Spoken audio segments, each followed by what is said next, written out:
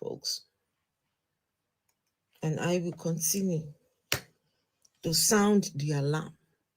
I will continue to sound the alarm.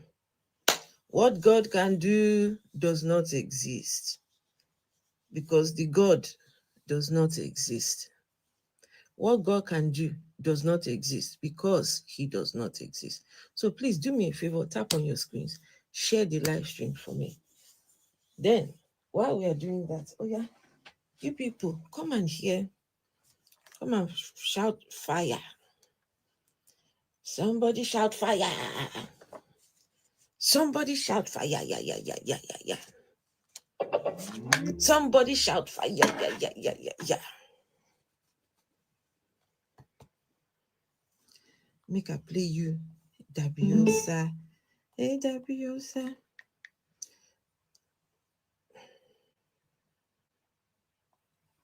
Somebody shout fire.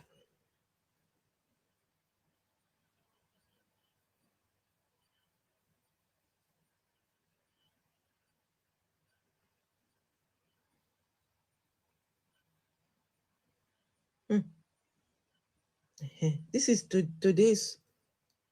It's not working. Some of the mods were experiencing this last week. Dabiosa. Wait, let's have a look.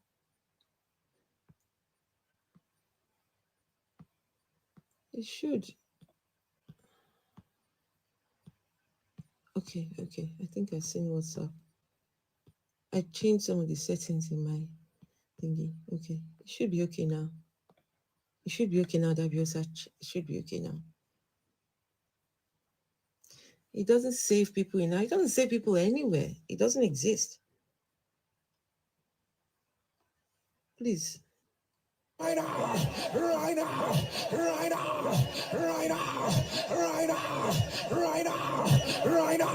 Is it not? Now. I'm not talking about the one that used to know you. I'm not talking about the ordinary neighbor. I'm talking about demonic neighbor. Demonic name. As you move, which one is demonic name? The sound of your amen. I announce that name from the pit of hell. That name from my pizza. That name called cancer. That name called rising and falling. That name called satanic seizure. That name called satanic attack. Let me show you guys the noisemaker. Jerry Alariwo. That name. I announce that broken. Let it be broken. Let it be broken. Let it be broken. Let it be broken. Right now. Right now. Right now. Right now. Right now. Right now. Right now. Right now. Right now. Shall fire. If you can't touch the ground, wherever you are, touch the ground. Put your hand on the ground. Who swear for people like this?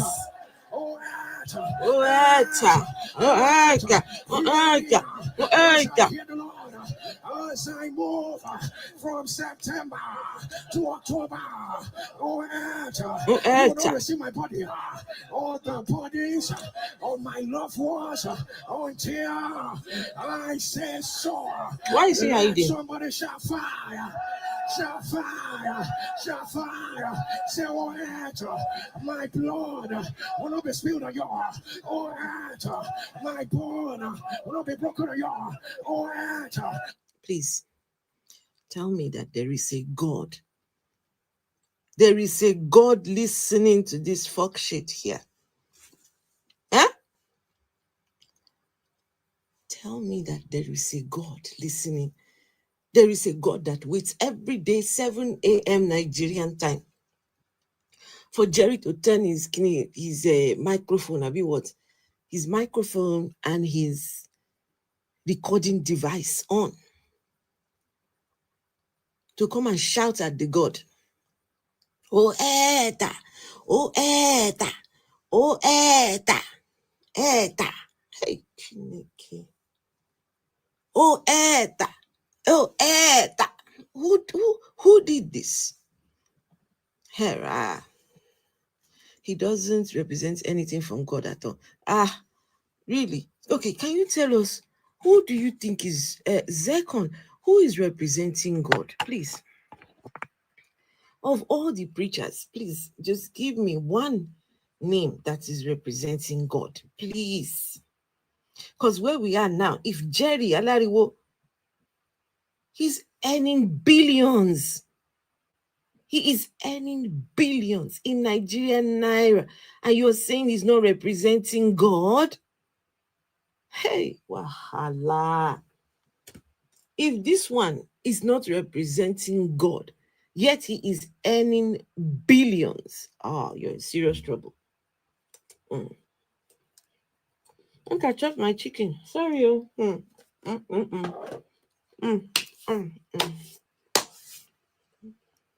My flesh will not be scattered until I say so. Hey, Hunter Biden's laptop. This decree is for my generation. Lord, you hear me right here. Lord, you hear me right here. Lord, you hear me right here. Rise on your feet and shall fire. Shall fire. Shall fire. Shall fire. Okay, the wife is there as well.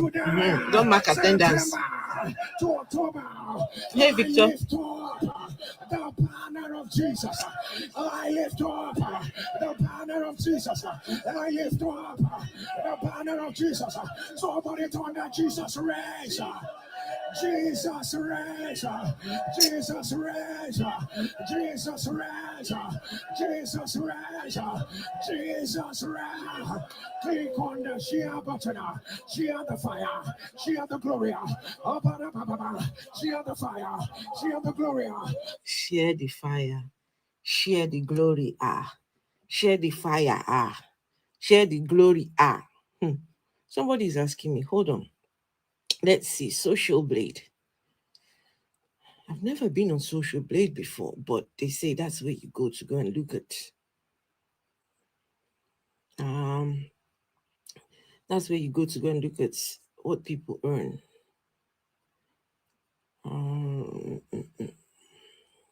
I have to create an account. No, I'm not trying. I just want to see what his Jerry Eze net worth 2025. Okay, there's no official figure, but his YouTube channel net worth is around $754,000. Let me show you. Wait. This was as at 2023, 2024. This is how much he's earning doing this thing on YouTube. Wait. And you can, these things are easy to fact check.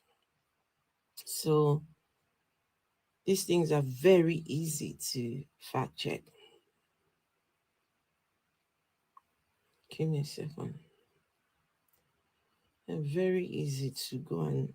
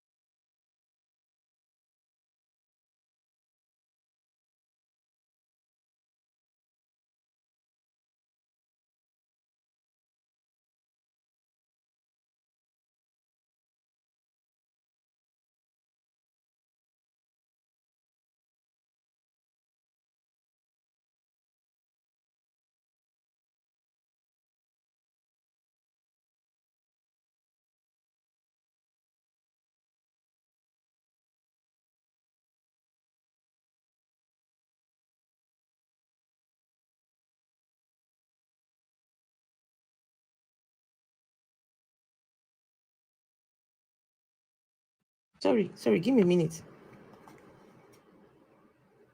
Oh no. Oh God, I'm so sorry. Oh, people on YouTube, I am so sorry. I was wondering why come I'm not getting any information on them. Sorry. The microphone had come on the thing.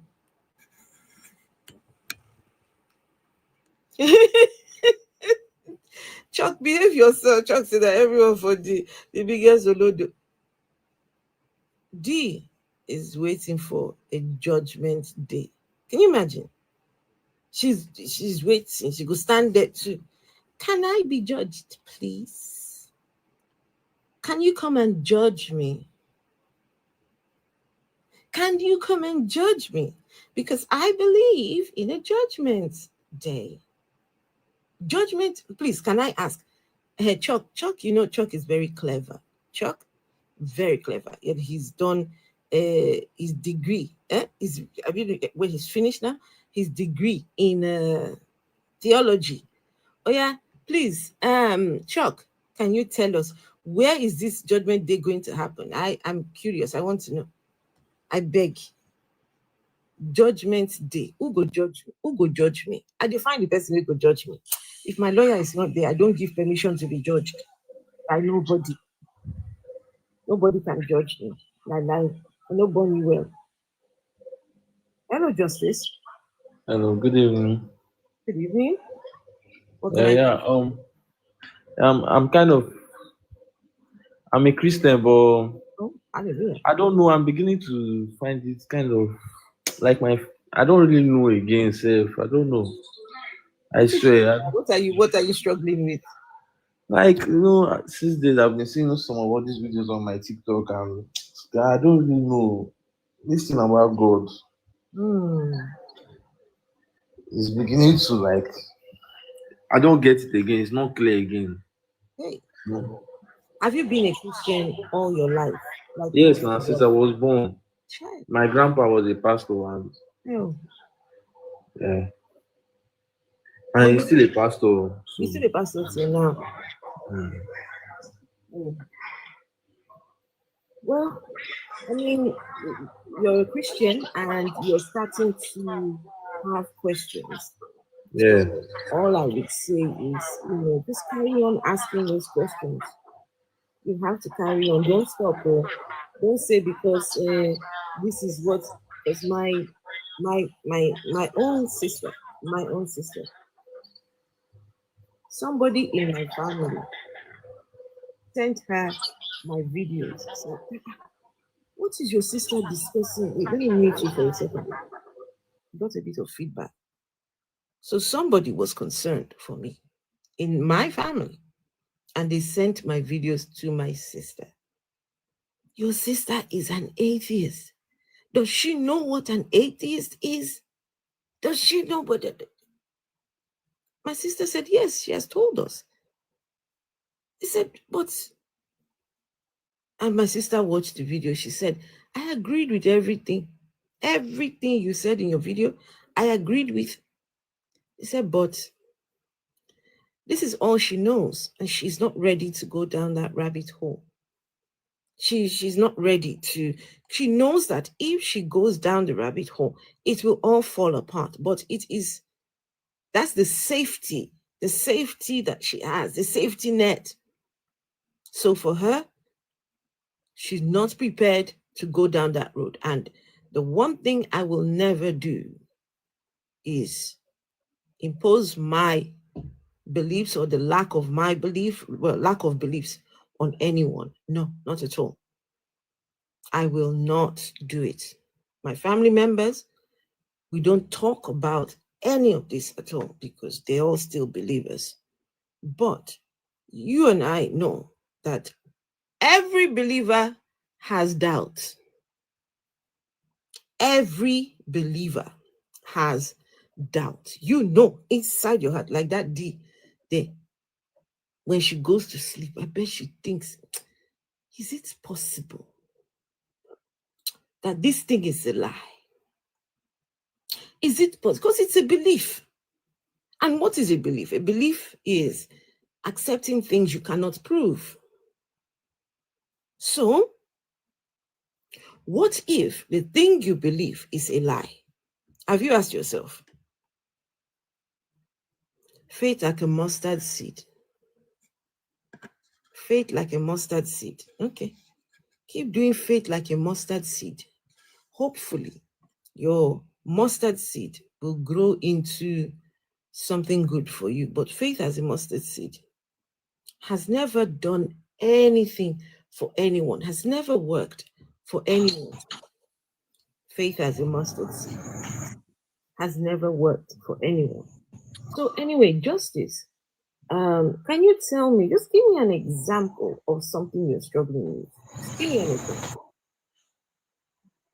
Okay, the one I know that's like disturbing me the most is like the one that they say God knows everything. They say He knows the ending from the beginning. Yes, Dari. You get, like, they say He knows the ending. That is, He knows that we are going to go to hell. Mm-hmm. So why then did He then create us? Like, that one now is disturbing me. And another one, like, they said God is having anger. Like, He's getting angry before He now flooded the earth. Why is God getting angry when He knows, like, they're going to sin? Like, why is He not getting angry for what He knows is already going to happen? Like, these things are really confusing me a lot for Him. You know something? Those are valid questions. And when you start those questions, it's not going to end with justice. You're not going to finish until you find, as if you allow yourself to, hey, Oli, good to see you. If you allow yourself to pursue, just keep on, just take it easy on yourself though, but don't stop asking those questions. You start to realize, say, this God, this thing where they bring on give us, na fake. Na fake. The God knows there is nothing there. Nothing. You know there. There is nothing like God there at all at all. It And doesn't. they said we have free will.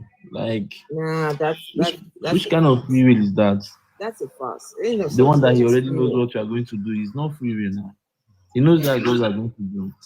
Ain't no such thing. Free will. No, no such thing. No such. But just chill with us, Justice. Let me get to Lavender. Hey, Lavender. Hey, Hello, Lavender. Afro. Hey, Derek. Derek, let me mute you for a sec, please, so I can speak to Lavender. Hello, Lavender. Lavender, are you there? Chibike, hi, good to see you. I've seen wonders beyond human imagination. Says who? There's one person that said, one person's comment said, nah, I don't doubt my God. Now your own God, your personal God, you put down for pocket. Hello, good evening. Who's speaking? Hi everyone. Hey, Lavender. Hi. Is Lavender? Huh? That you called me, so Yes, it's, yes. I think When I saw the name, I thought it was a girl. so. I thought it was a girl who was doing this. No, I'm just no. It just I thought you know me by now.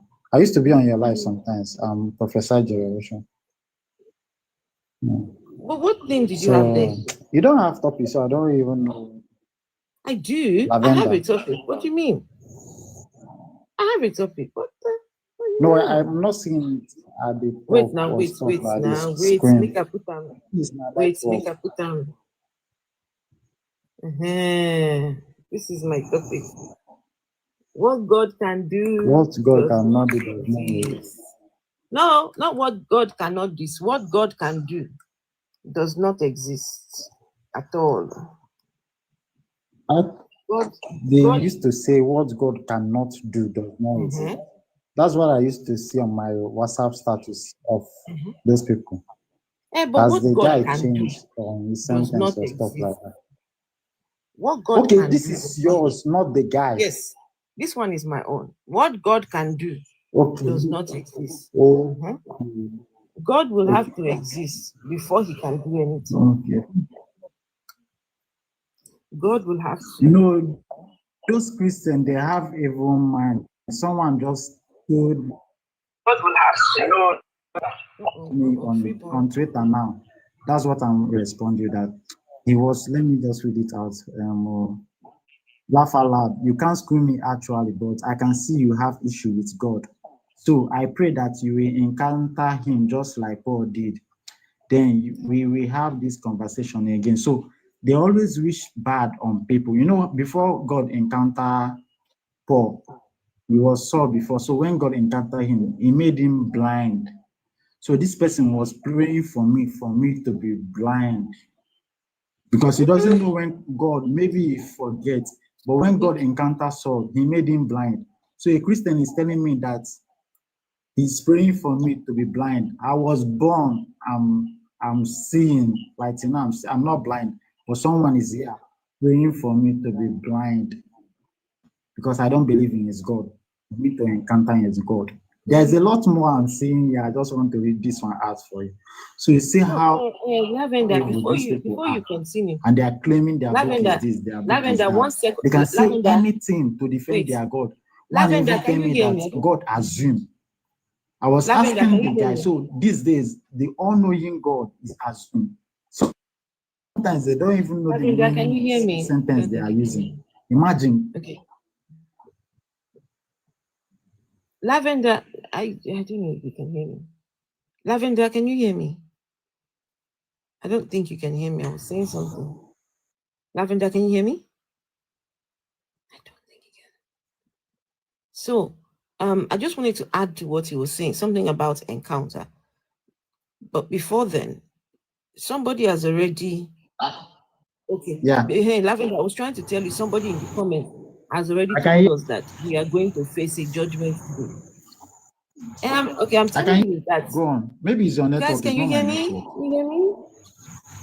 Can you hear me? Please let me know if you can hear me. Own. You can't hear me? Okay. Can you? Okay, everyone can hear me now, right? So what I'm trying to say, one person already. I hear you. We can hear you, Afro. Okay, thank you. One person here, D, has already told me that I'm going to face a judgment day. A judgment day. Why? Because I don't believe in what she believes in. Huh? It's a bit noisy. Let me mute. Somebody has background. Can you turn it off? Derek, I don't know what they're listening to. She's already wished me a judgment day because I do not believe. Then they come along and tell you that wait till you have an encounter like Paul. That is evil. That is pure evil. Paul, his free will, that's if he has any free will, that was a violation of his free will. Whatever encounter he had with your sky daddy on the road to Damascus was pure evil. The guy was exercising his right to his own free will, to his own will. This is what he wants to do. He wants to go over there, catch the people he wants to catch. I don't know what he wants to do with them, throw them in jail, whatever. That was his own plan, his own intention. And your God came and just circumvented his plan by blinding his eyes, blinded him for 3 days. Why so much violence with your God? And now you are telling us that it is that encounter you're wishing on us. You want us to be blinded for 3 days. Something is wrong with your medulla. You want the encounter. Lavender is saying, somebody is saying to him, oh, the encounter that happened with Paul is the same. It's not going to happen. Get over it. My goodness. Evil people. If anything, if it's going to happen, it'll happen to you. Who's wishing nonsense on people? Go on, Lavender.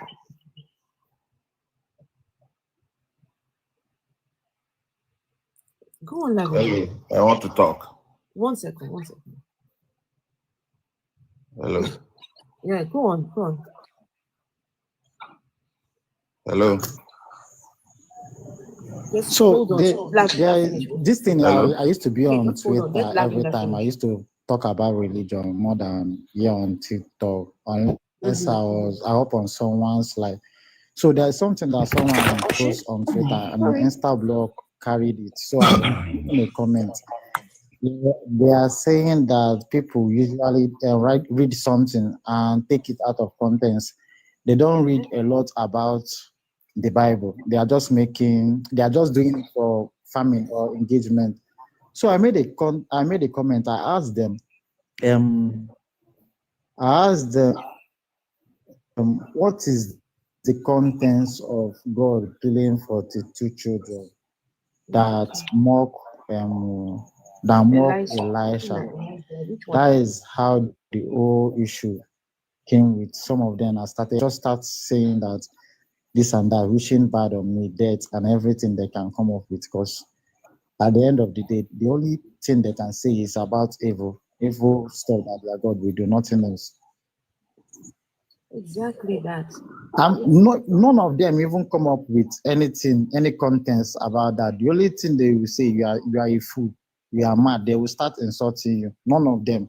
I will make a bet with them that if anybody can come up with contents on that, I will give them money. But they went on and start insulting me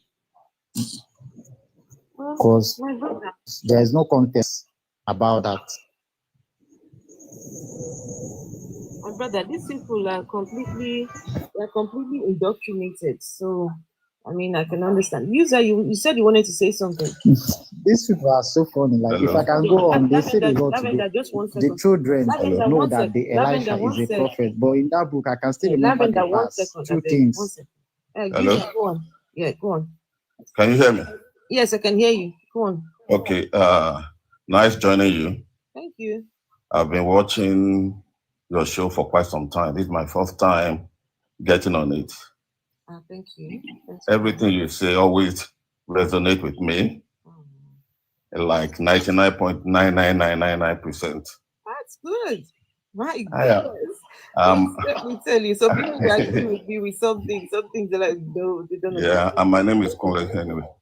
Your name is what? Kune? Kunle, yeah. Ekabo Kune. Yeah.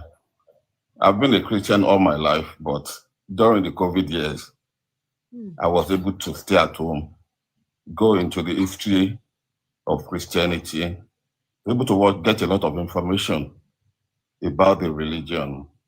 And suddenly, I'm awakened. I know the truth. I know all the manipulations behind the Bible, the religion itself, just like in other religion. So, in order to keep my friends, my family, and all that, they know where I stand. And in order not to arouse unnecessary emotions, I always tell them I'm awakened. I am secular. I'm agnostic. So that I won't offend them too much. You're secular, you're agnostic, you're hello, Jimmy. I know that. And I always try to tell them that all these are creation of men. That men created God in our own image, not the other way around.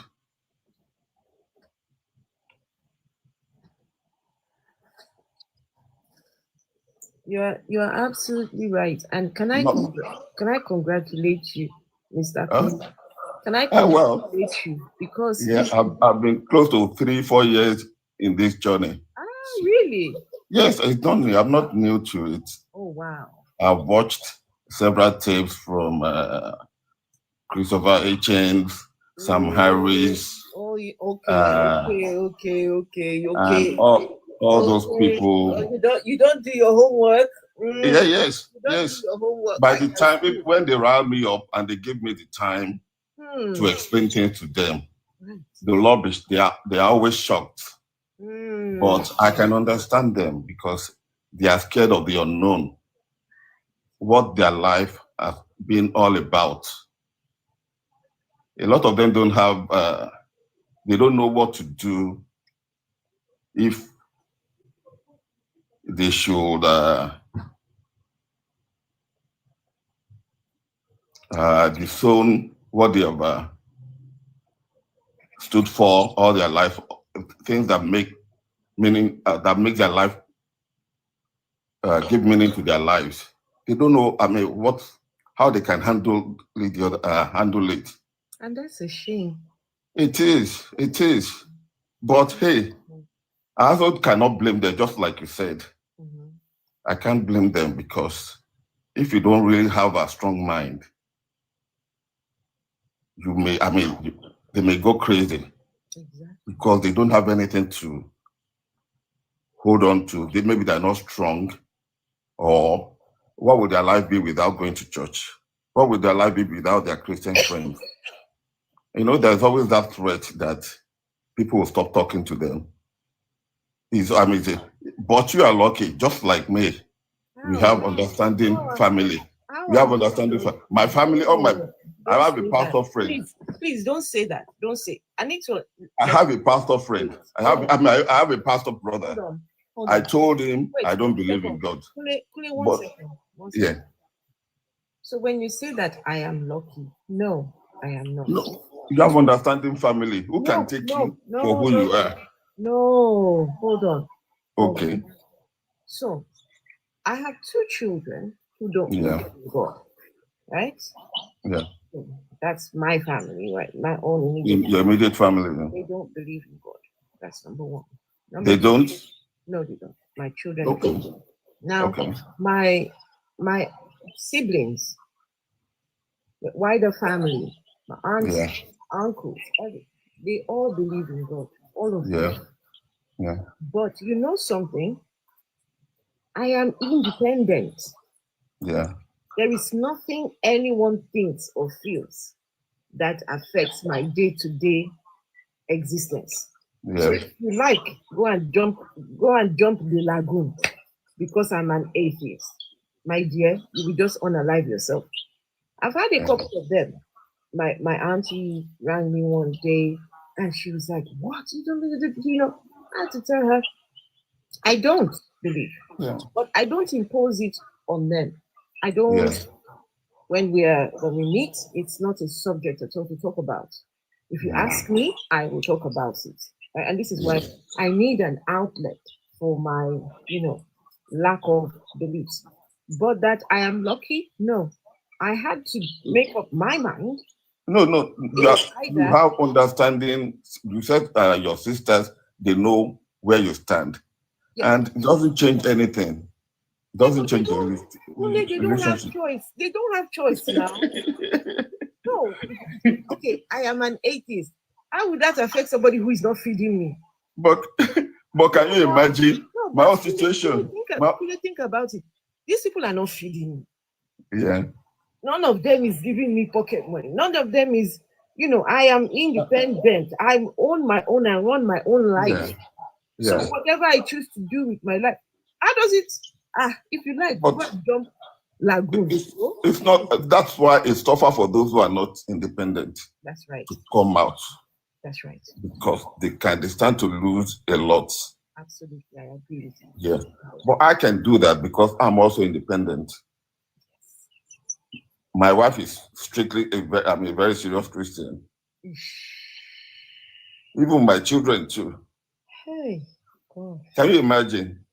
I'm the only one in the family, maybe partly one of my sons. The other, I have another son too, who is, I can say, serious to mid Christian in his lifestyle and all that. So, like, I'm the only one in my family, my immediate family, and even with my siblings too. So I always look for outlets, looking for people to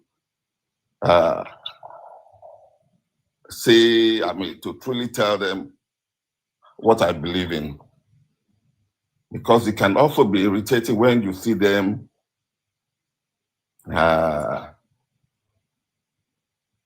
doing things that you regard as fruitless, or you regard as doing things out of ignorance, not ready for the true knowledge of what happened immediately after the death of Christ. So That is just my position. That is my position. Thank I'm you. very independent. Very independent. So let me just quickly say to Son of Grace in the comments, I don't know if you think you are funny by saying, see as person eyes big and una want make you believe in God. So now only small eye people they believe in your God. Can you imagine the comments of a grown adult? Wait, let me, I can't pin the comment. Moderator, see if you can pin that Son of Grace comment that says, see as person eyes big and una want make you believe in God. So he's trying to say that only people with small eyes believe in God because my eyes are too big. So how can you expect somebody with big eyes to believe in God? Just the level of dumbness. I mean, very shallow. How can you have opportunity to speak to a lot of people and you are wasting it? Excuse me, I think he's using eyes, big eyes figuratively. No, Bree, don't do that. Why are you trying to help the guy? How is it figurative? The guy said someone with big eyes. You want someone with big eyes to believe in his God. So that means only small-eyed people believe in Sky Daddy. No wonder they are blind. I've been wondering now. Even me, I've been wondering. To have big eyes. To have big eyes means your eyes are focused on earthly things. You know, and according to the person, if you are already so earthly, then there's no way for you to believe in God. So, Son of Grace, say, now wahala kosa, say, if your head correct, you know go the talk, say, now only you no believe in God. You be real mumu. Dare, are you there? Dare, is Dare there? Dare, please talk to us. Dare, Akinshete.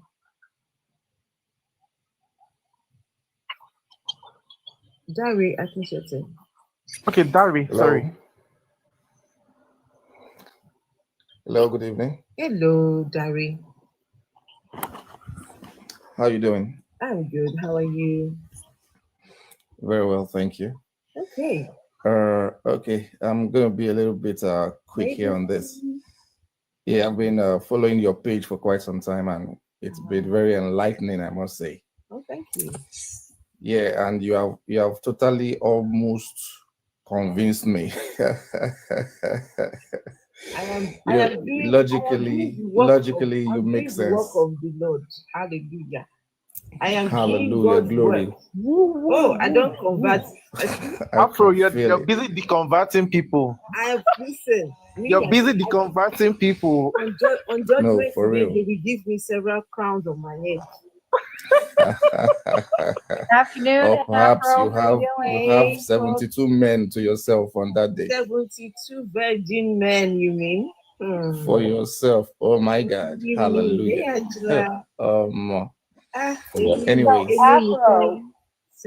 Anyways, what I'm about to just talk about now, I'm about to play the devil's advocate here, right? Now, we've succeeded in deconstructing some things. We've succeeded in logically proving that some things are just not understandable, some things are not compatible, some things just don't make sense. Fine, it's all right. We've also succeeded in proving that like there's no God or something. Now, I sit down and I think, especially in the light of history, let's assume that conventional Christianity is full of bullshits, arranged miracles and all that. Like I said, don't forget, I'm just playing the devil's advocate here. How do we explain the presence of, I don't want to say the devil, like right in the ear, because the devil just might not be the devil that we think. How do we explain the presence of evil? Evil, when I say evil, let me give you a local term, juju. How do you explain? It doesn't work.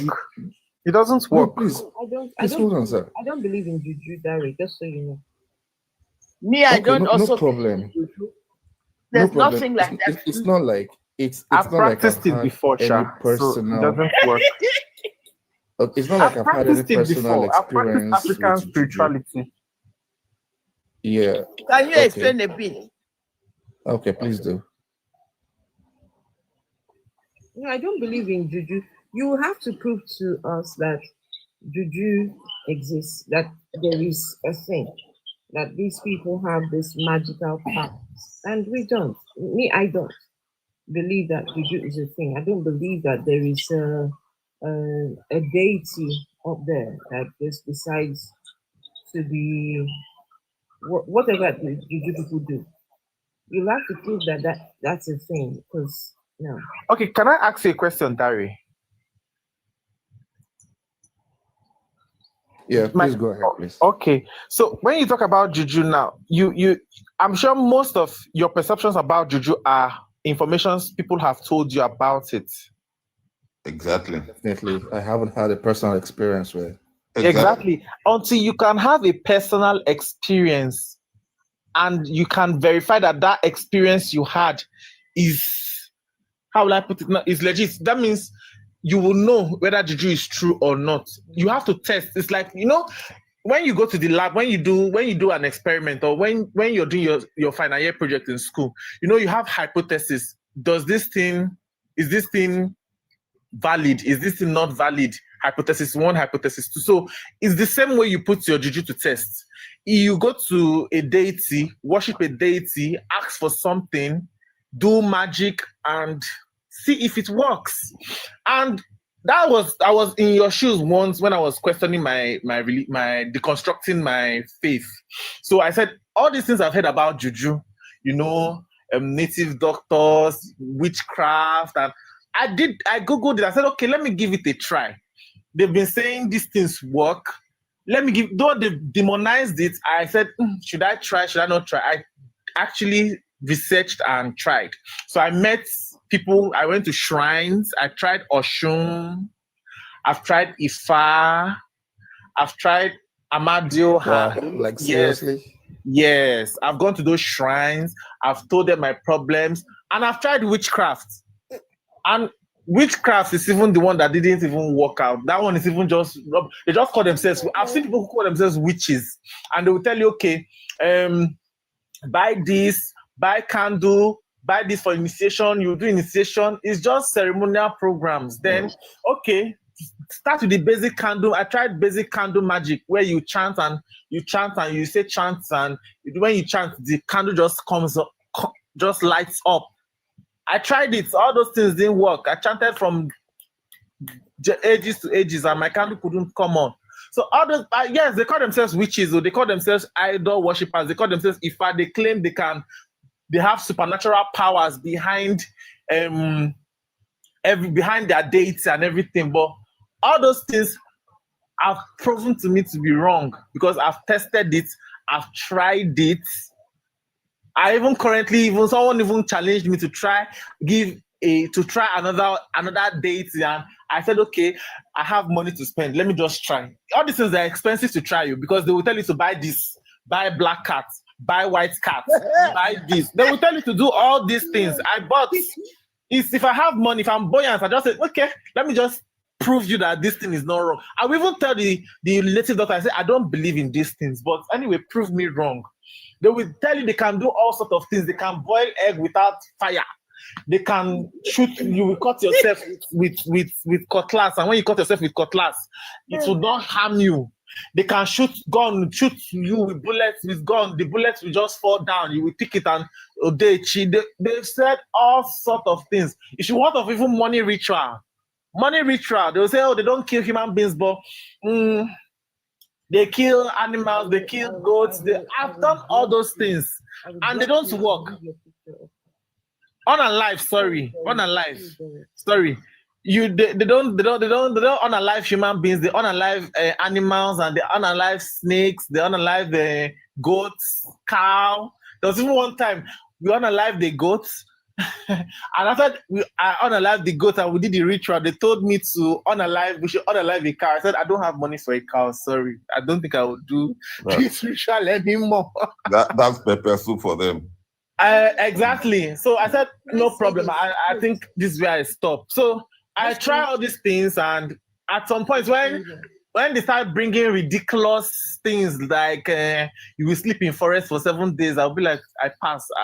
all the ones we've done, all the rituals and all the magic we've done before, I didn't see any supernatural power behind it. So there's no point, you know. I don't see any supernatural power. And you know, most of these people, they try to play smart. Just 1 second, Derek. Just 1 second. Guys, hello, people on YouTube. Hello, Adekule. Hello, God bless Reggie. Good to see you all. Guys, in case you're wondering whose photo this is, it's the Son of Grace. This is what grace looks like. Right? Son of Grace. This is the people who believe in God and going to heaven. In fact, they even salute as well, right? They even salute, right? That's it. This is Son of Grace. Because he thinks that he is a big guy. He thinks he's a keyboard warrior. Look at keyboard warriors. Look at this. So yeah, Dari, as I was saying, Dari, I've tested these things. Dari, just 1 second. Let me just quickly finish what I'm saying. So, over to what Dari was saying about the Jew. There's certain things that we must be able to put in place if we're going to believe any of these juju stuff, and that is we would need to be able to monitor the step from step 1 to step from first step to the last step. Right? It must be we can replicate, we can put it under the what you call it, if it's a microscope or whatever. We must be able to follow that whatever methodology we're using, step by step. We don't accept word of mouth. Because I can make you go mad. I can make somebody go mad. This and that. No, they need to be able to show you what exactly they are talking about. Right? You find out that these people who do these things, babalawos, right? Somebody has yes, I don't know. Let me see. Okay, give me a minute. I had to meet everyone. You see that when you go to these places, number 1, look at the person that tells you they can do juju. Go and look at the person. Go and look at the person. Look at where they do their so-called juju. Very dirty, very filthy. It looks like a place where it's evil. Only evil happens in these places. So why would any of that offer you any sort of solutions? Go and look at the Baba himself. He doesn't look like somebody who his own juju is working for. And that's something I suspect that. Afro, some of them they've stepped up their game. Now some shrines you go to, they're very clean, and some of them, even the babalawos, they drive cars now because they cash out. Then in the UK, you go in the market and you see one of them be giving you their leaflets to Baba and things like that, right? They're now on the internet. They're now on the internet. But when you go there, you have to ask these questions. Someone tells you, I know you, you are so and so and so. No, look, if you cannot see what they're doing from start to finish, then somebody is bamboozling you. They're using you to do magic, right? You have to be able to see it. You have to be able to replicate it. You have to be able to repeat it. You have to be able to, follow step by step. Juju, same as the beliefs of these other beliefs, they are all beliefs. They are all beliefs. Afro, someone, what's his name? Marcellus has said something I would like for him to explain. He said juju exists, but it doesn't work the same as a prayer of Christianity or mythology book. I would like him to explain. I don't know if it's on YouTube or what.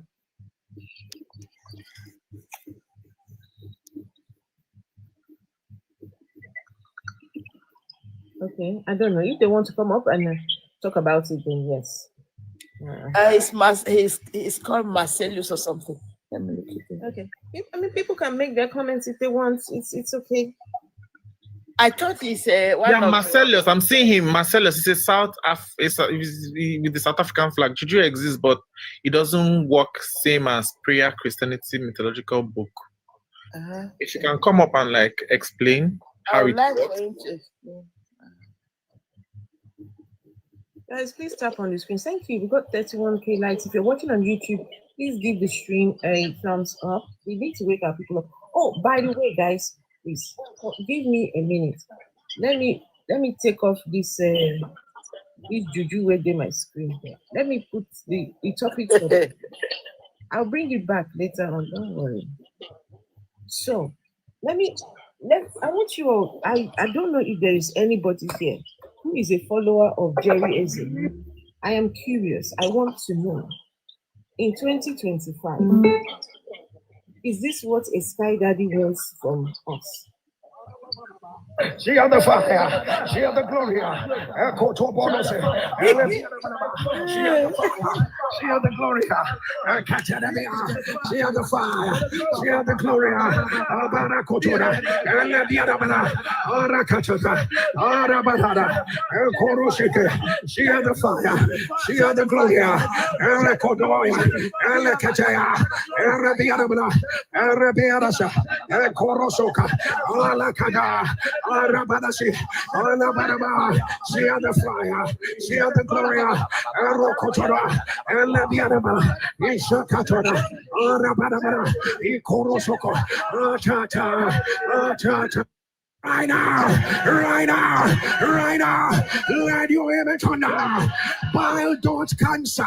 If you are the one, put it on the live stream. I announce, let it be reversed. Hashimoto.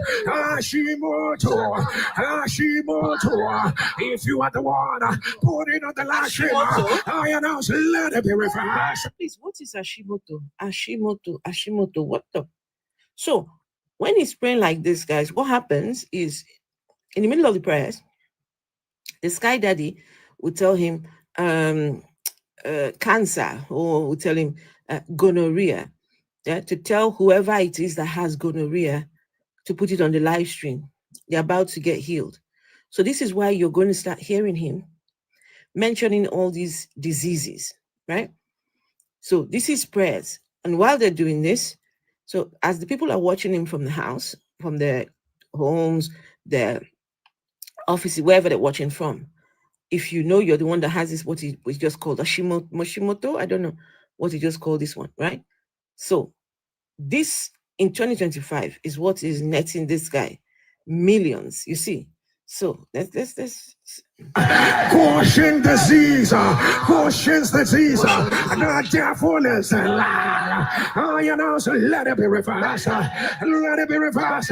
Anyone that directed an arrow of mental insanity to by the power that raises from the dead, let it be reversed. Let it be reversed. Let it be reversed. Let it be reversed. Right now. Right now. Right now.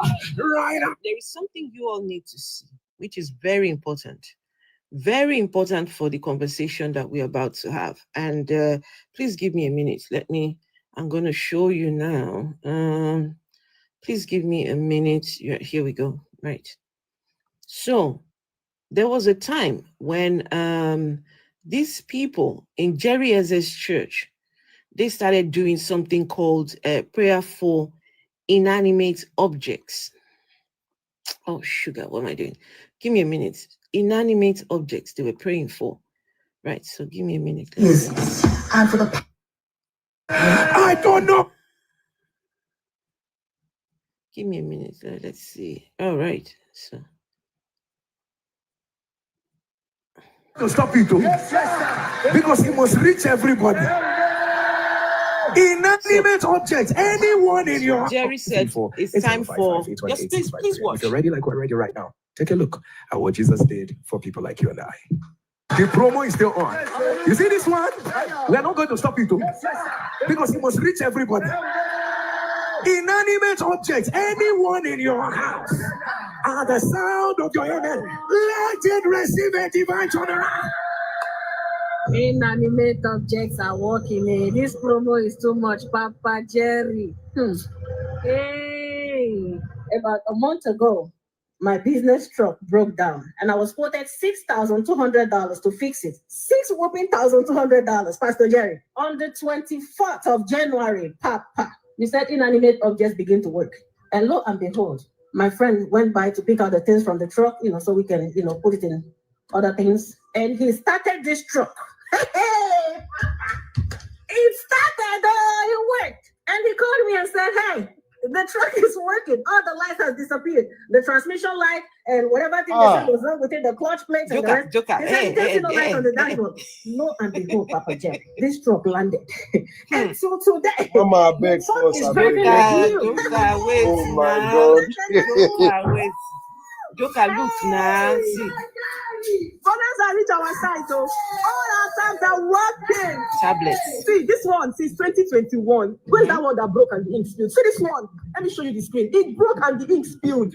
It broke and the ink spilled. Where did the ink go to? Hey! See, all our times are working. And Roy has seen me like as he saw others. I went to downstairs and pick up this old blender. Over 15 years in the store. When I see people going on, I said, Lord, this one will not pass me by. Let me bring those old blender and put God to test because I have heard so much testimonies. And when I can, I put it. She puts God to test for her blender.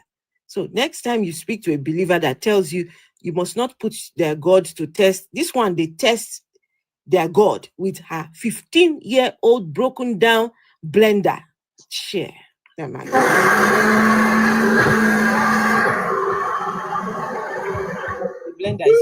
microwave 10 years I'm not working. 10 years. Since you are doing promo for inanimate objects working. My microwave is working. See now. I use water to test it. Pastor Jerry, I received my miracle. This tablet has been dead. You received your miracle. It got struck by lightning while on the charger while I was still in high school. Wait, hold on. She received her miracle for her 10-year broken down microwave. It's okay. Guys, listen to this other lady. Please, you need to listen to this next one. You are doing promo for inanimate objects. Not this one, the next one. My microwave is working. See now. I use water to test it. Pastor Jerry, I received my miracle. This tablet has been dead for 16 years. It got struck by lightning while on the charger while I was still in high school, 2006. The tablet has been dead for 16 years. It got struck by lightning on the charger while she was charging it in high school. Hi, Modano.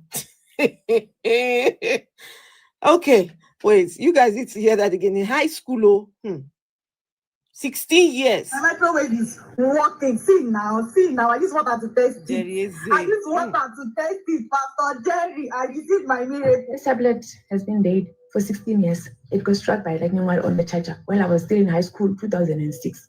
And now it's on through the altar of fire, through the prayers of Pastor Jerry. This promo of inanimate object that is going on will not pass me. Where is my own? Let me go and go for it. I have to try out all these things. See where I packed all my ngongo of things that have not been working.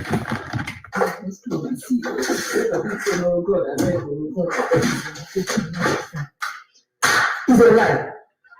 Hey, my kettle is on. Are you for real? The point has come up. This promo has reached New Zealand. Yes, sir. We brought this piano out. It's been not working for about 3 to 5 years. And for the past 1 year, we've been speaking on it. There's loads of them. Let's see. Walk in the name of Jesus. Walk in the name of Jesus. And today, the 3rd of February. Wait, hold on. There's loads of this. Take a look at what Jesus did. People of God, the promo never finished. The promo is still on. If you are ready now, inanimate objects, they are working on. If you are ready, carry on. What God cannot do does not exist. So, hey, see my TV. And Roy has done it. I just came into the promo. I say I want to be a partaker. I will show my testimony of this promo. See, my TV is working. My husband was about to go and buy a new TV. This TV back up last year. And he said he's going to exchange it at another one. I was just waiting for him. I just came back from work. I said, let me key in and into this promo thing. As soon as I turned my TV started working. Promo got to my home. My laptop was down for the past 3 years. So when I heard the promo, I just decided to put it on and it came up perfectly. I said, they what? This air condition has not been working for about 6 months. We've been calling the repairer. They said that it's from the electric fault or something. So whenever we put it on, it's burning. I said, Jerry, this morning I tried it. It's working. I said, God, don't let me be a spectator. The promo is in my house. Oh, the promo is in my house. My bedroom television. It has been bad. Oh, and since they started the promo, I said, my own inanimate object must work. It is working. See my blender, oh, inanimate object. Oh, see, pastor say, make you take your promo. See my blender since 2 years, you know the brand. Look at it, oh, it's working. It's working, oh. One God cannot do it. Pastor Jerry, Pastor Jerry, this my cooker has not worked in a year. This pot has not worked in 1 year. Oh my goodness, I have 4 faces, four. Only this front left has not worked in 1 year. In 1 year, it has not worked in 1 year. Pastor Jerry, it is working. Pastor Jerry, this morning. What God cannot do does not exist. I'm literally watching testimonies right now, and I've been watching people giving testimonies of inanimate objects that must work, that are working all over the place. So I decided to take these blenders. My mother bought these blenders, one, and there's another one there. So she bought. You guys get the gist, right? There's loads more. God even fixed a ring light. God fixed ring light. God fixed toys. Jerry is God fixed. So this is the madness that we are talking about. So this Jerry is a thing, whatever he's doing on the internet. What kind of poverty mentality is this one?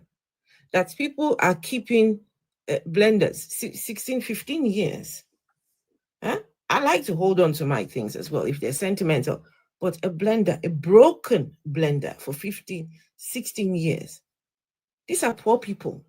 These people are poor people. Only a poor person will be rejoicing at one of your, what do you call that thing? Burners that has been down. You're happy that it is now working. Come on, give me a break. Give me a break. Anyway, so who wanted to say these things could also be stage managed, Seth. They can just be lying about all these miracles they are saying, Seth. They're just lying. I don't even think they kept their blender for 50 years. Please don't make such claims if you don't have any proof, right? Most of them are just lying. How do you know they are lying? Do you have any proof? Stop! Is the blender? Do you believe inanimate objects will work just through prayer? I mean, I don't know. Definitely, you should be able to spot a life from something. So, Dari, 1 second, Derek, please. I have to have a discussion with you, Dari. We can hardly hear you, Joker. Joker, we can hardly hear you. No verse. So, Dari, in this case, right, do you believe all these miracles are true? I can't hear you, sorry. You said, do I believe what? Not you, Derek. I'm talking to Dari, not you, Derek. Sorry, excuse me, Derek. Okay. Dari, are you there? All right, bro. I'm with you.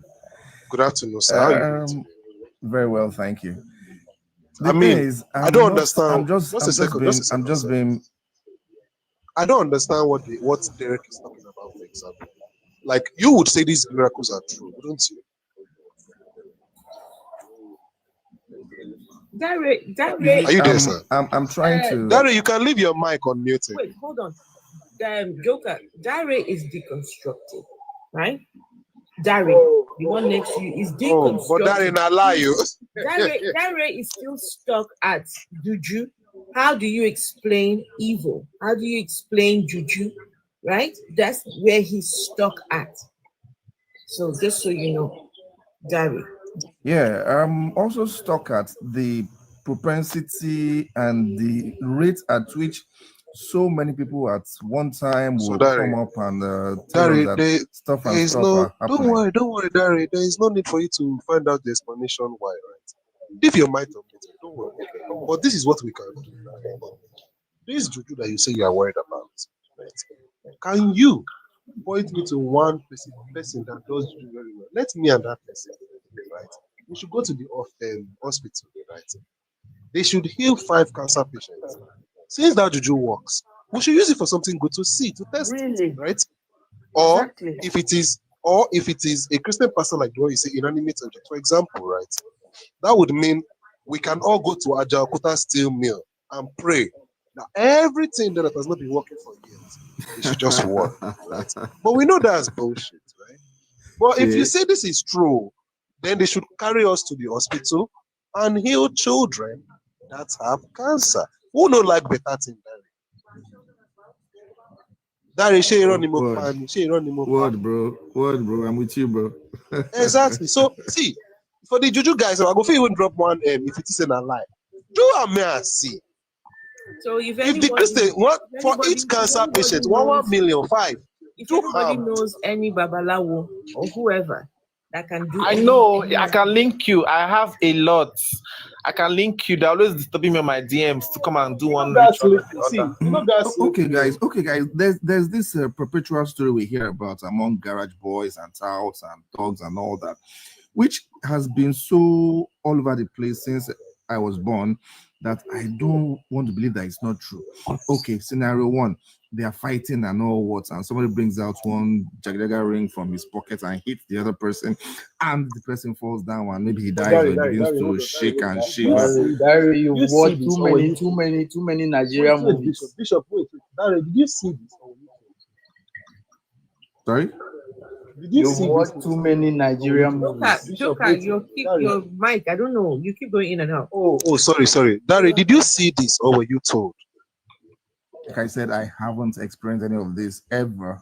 All these things, Larry, they just tell you, right? Just like the Bible, they told us everything. We don't see anyone.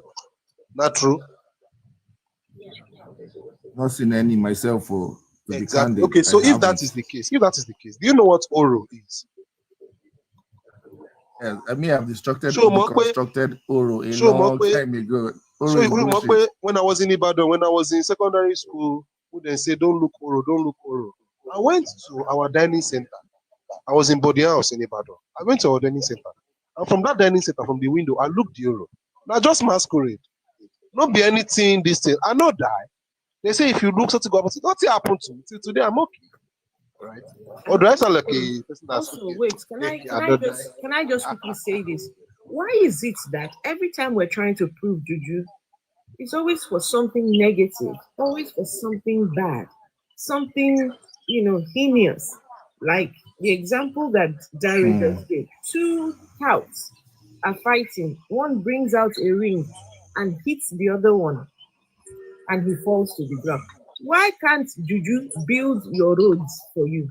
We've been indoctrinated to believe so. Give people food. They just slap the ring for ground, 50 miles of road. We've been indoctrinated to believe. We've been indoctrinated. Slam the ring on the floor. 50 industrial complexes. Are you joking?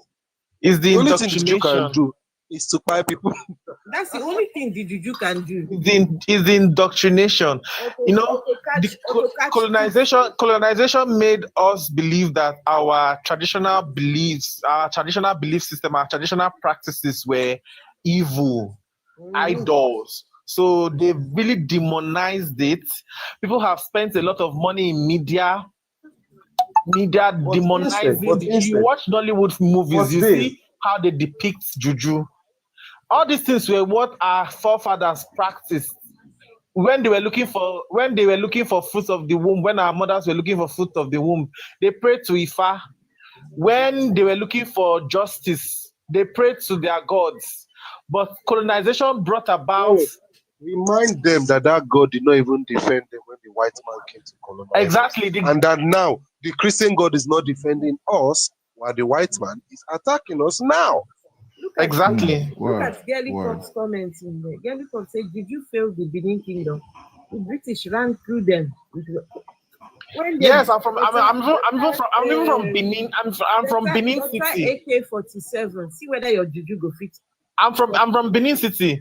The Benin massacre happened 130 years ago, and we have that time the juju that Benin people practice. They say you can't walk around a particular place in Benin and your head won't swell up and you die. There were places, there were rituals that they do. They unalive human beings to bury with kings, to show you how deep they practice their juju. They unalive people, they unalive animals. Some places you go on the road, you see sacrifices, unalive dogs, unalive snakes, unalive eagle, you know. But the juju couldn't save the Benin people when the British people came to massacre the city. When they burnt the city down to the ground, they tied our king like a goat. You know, it failed them. So all these things are proof that they don't work. All these things are man-made. All gods are man-made. Correct. Exactly. Very Go right. and say something even extra. Gods are man-made. Do you know the first Yeah, church in that is why was actually in Benin? The first church in Nigeria Yes, was the church. Yes. different We're not gods going to talk are about made in that, you know. image. It was a former Did Benin. you say the first church was in Benin? Yes, Yes, the first church was in Benin. Yes. It's still And it was brought existing by now. It's still former existing. pastor, former prince. It was brought by a former prince, yeah. Wow. I need to. Yeah. He brought in Portuguese The missionaries. to Portuguese set up brought it in. Then one of With our him, kings yeah. converted to Christianity because he traveled to Portugal. So he now converted to being to Christianity. So when he came, the Portuguese built the church, and yes, that was where he worshipped till his I go to beat that goat if I catch her like this. I go to beat her. I swear I go to beat her. Which goats are you talking about now? The prince pikin we go carry that church come. I go to beat her. Anyway, we have some people that haven't spoken. Let's see. Bree, you want to say something, Bree? And then we go to Golden. Bree, what's up? How are you, my lady? Hey, una stop that noise there. Oh. Who did disturb you? My daughter is shouting at me. Okay, so the only thing I know. No, for God's sake. Just a minute, please. Okay. We can let Golden. Golden, if you're there, you can speak while she's getting herself. Golden child, Golden, please. Go on. And Bishop, hey Bishop, good to see you up here, Terry. Golden, are you there? So I was saying that the only important thing about the Benin Kingdom was they were known for their artifacts. But this juju thing didn't ever work out. But the artifacts, they were really good in works of art. And that's what they are renowned for. But this whole question of juju was just... And even today, I mean, the Benin, those from the Benin tribe, I mean, the Benin tribe of Nigeria, people are scared of them. You know, they have the reputation of being, cool into this whole question of juju and magic powers. That's what I know about. That's true. You're quite right. It's a sentiment that some people... In Benin, people still practice their indigenous traditional worship. In Benin, you can go to roads, you see shrines, like literally on roads. In the markets, you see shrines. You can go to a witch market. When I was doing this African spirituality, when I used to go and buy my things for rituals, you just go to the market and buy things. You buy spell, these different things. You just they sell it. I said, Derek, you be done there deep into this, My God. Wait, Derek, waiting you want to use ritual, please tell me. I don't know because I won't even use the ritual do anything. I just want to use them no say power no day inside down. I just want to know which kind of levels waiting. No, I just want no say. I just want to test them, see, say nothing day inside. So I'll be one proof to them, say, see. Should you say this thing go happen? May we try and may we see now. That's why I actually practiced it. I didn't actually practice it because I was actually looking for something or anything, but just to like verify whether there's a power behind it, like what people say. Okay. I'm this kind of person that likes to. If you tell me don't touch this thing, I want to. If you don't touch this thing, if you burn you, I want to touch it and see how hot it will burn me. You get exactly. So that's why I actually wanted to. I was an atheist already, but I said this thing, the same juju works. Let me just try it. and see whether it works. And there's no iota of supernatural power behind it, not even one. I can beat my chest and tell you, I've not practiced everything, but the ones I've practiced so far, I've tried and tested so far, there is not one power. No, not one. Yeah. Not one. There is none. There is not even in the Bible. Now, what do you guys say? Not even in the Bible. This is a question I would like us to talk about later on. So I've had people say to me, why are you an atheist? Of all the things, you know, you cannot be African and be atheist, right? Because Africans believe. So some say, go back to the way of your ancestors. I don't believe in going back to anything. I don't believe in going back to the way of, I don't know what my ancestors, what they worshipped or I don't know. I honestly don't know. Apart from a couple of them who did Christianity, the ones from previous, I have no idea. Anyway, but in the meantime, Golden, are you there? Golden child, are you there? Golden child, Golden. Your mic is unmuted now, so if you're there, anyway, you can come back later on. Hey, Bishop, let's hear from you. Hi, Afro. Hello. You know, Afro was very instrumental in deconstructing me, and I was in my final stages of deconstruction when I met Afro. And do you know? Let me make it very clear to everybody that I was once also a preacher for the Presbyterian Church, an ordained pastor of the Presbyterian Church. And, you know, just like I've been in Christianity for more than 40 years. So just like every Christian, you would see all the atrocities in that Bible. You know, when Abraham, went to Egypt, what did he do? He lied about Sarah being the wife. So if a father of faith could lie could lie in the Bible, and he is supposedly to be the holy person, a good person, what is stopping your preacher man today for lying on the pulpit today if Abraham himself lied in the Bible? You see, and it when you look at Moses, Joshua. Bishop, it was okay. God didn't punish him for the lie. God didn't reprimand him for that. God did not punish him. Nothing happened to him. So when you look at Moses, what did he do?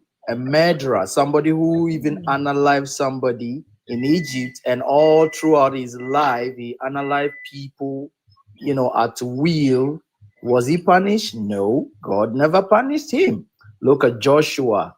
Joshua carried on the same unalivement.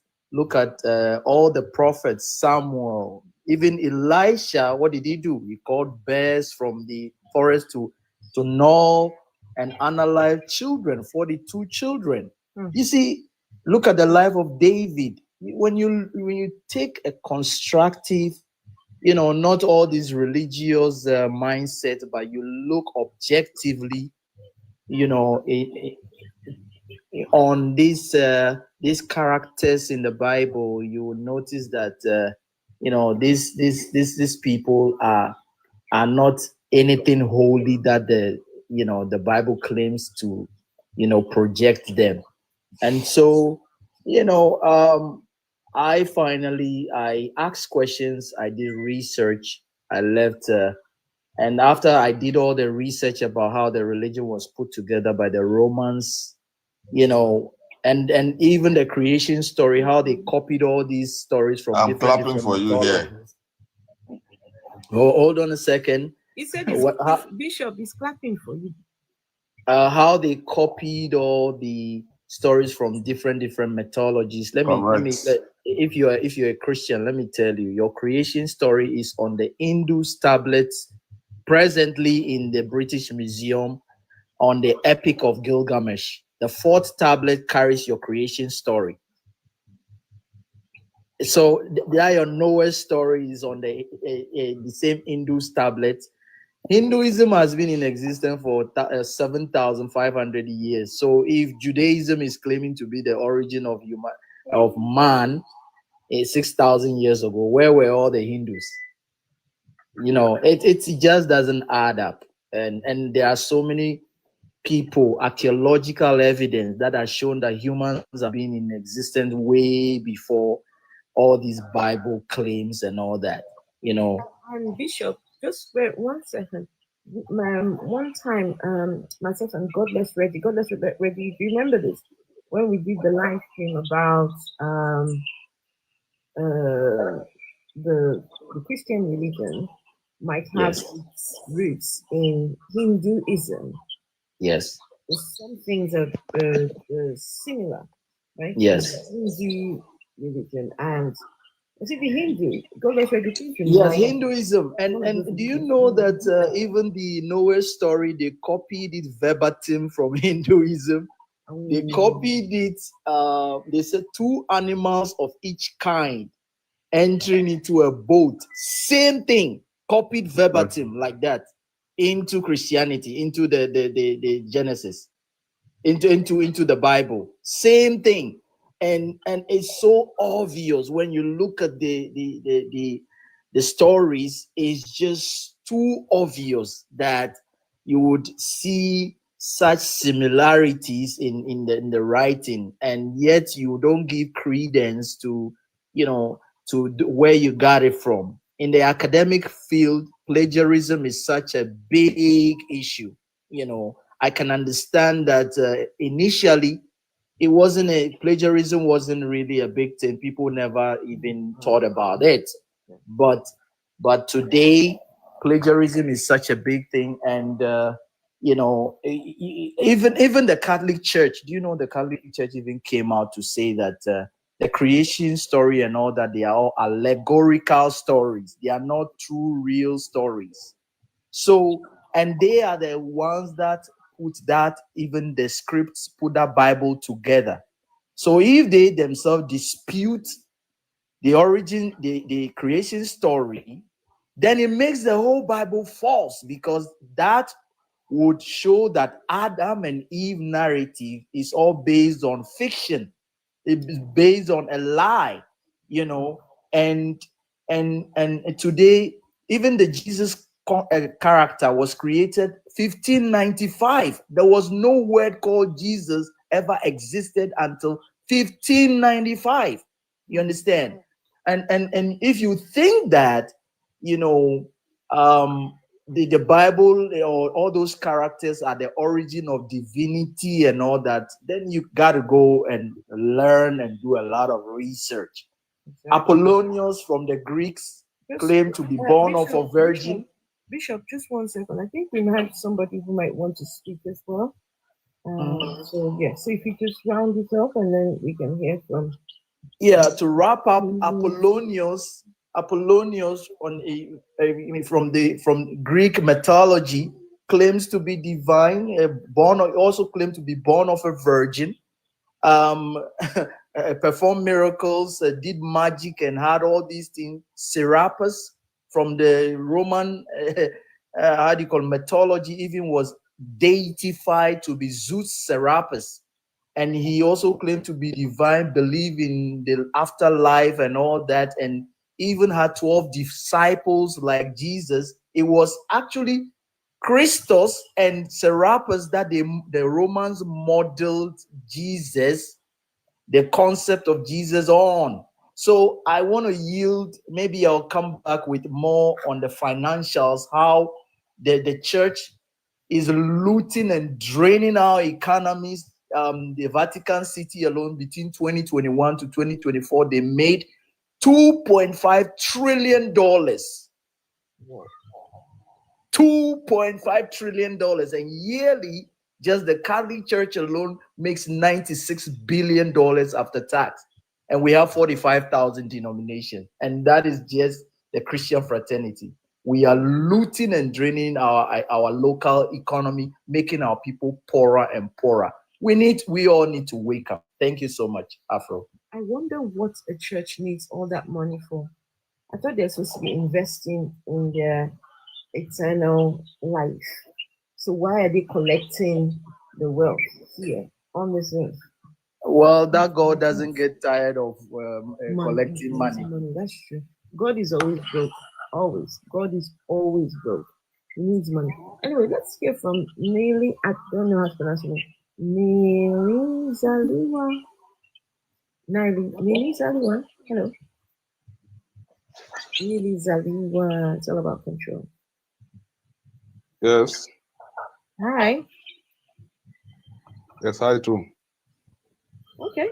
Hi. You come to join the conversation. Do you believe in God? No. You don't? Yes. So what are you now? I'm an atheist. You're an atheist? Yeah. Oh, talk to us then. Talk to us. How come you're an atheist from Kenya? I've met a lot. Some of the Kenyans that I've known, most of them are religious people. So how are you an atheist? Are you Kenyan and an atheist? Tell that to us. Okay. I'm an atheist. It's because I came to awake myself. And from what, when you start to study about what was in the past, now you come to understand that everything that you know at this time, it was always a lie. Everything is just, it is people in the past would sit down and write things and write, and they would change things. Also, they would get things from other places, like how a guy here said that the Bible's just it's like a thing where ideas from other areas has been kept from the Hindus. Some other mythologies, yes. Yes, it's just ideas which has been kept by people into one. But the main need for the Bible that it was to be used to Africans, it was just to make us to be their slaves, so that they can use us. Okay, Stephanie. And so how many years do you think that you have been, on this other side of not believing? How many years? And Joker, I want to know about your own story as well. Joker. This Joker. I've been only 1 year now. Only 1 year? Yes. Wow. Well done. I'm still trying to know more. I'm trying to know more. Oh wow. I'm about 7 years in, so I'm getting old in this game, but someone is older than me. Hey, Rich, you there, Rich? 45 years. 45 years. 45 years. Wow. Oh wow. 45 years on this other side of belief. My goodness. Right. So Rich, just very quickly, Joker, are you there? Joker?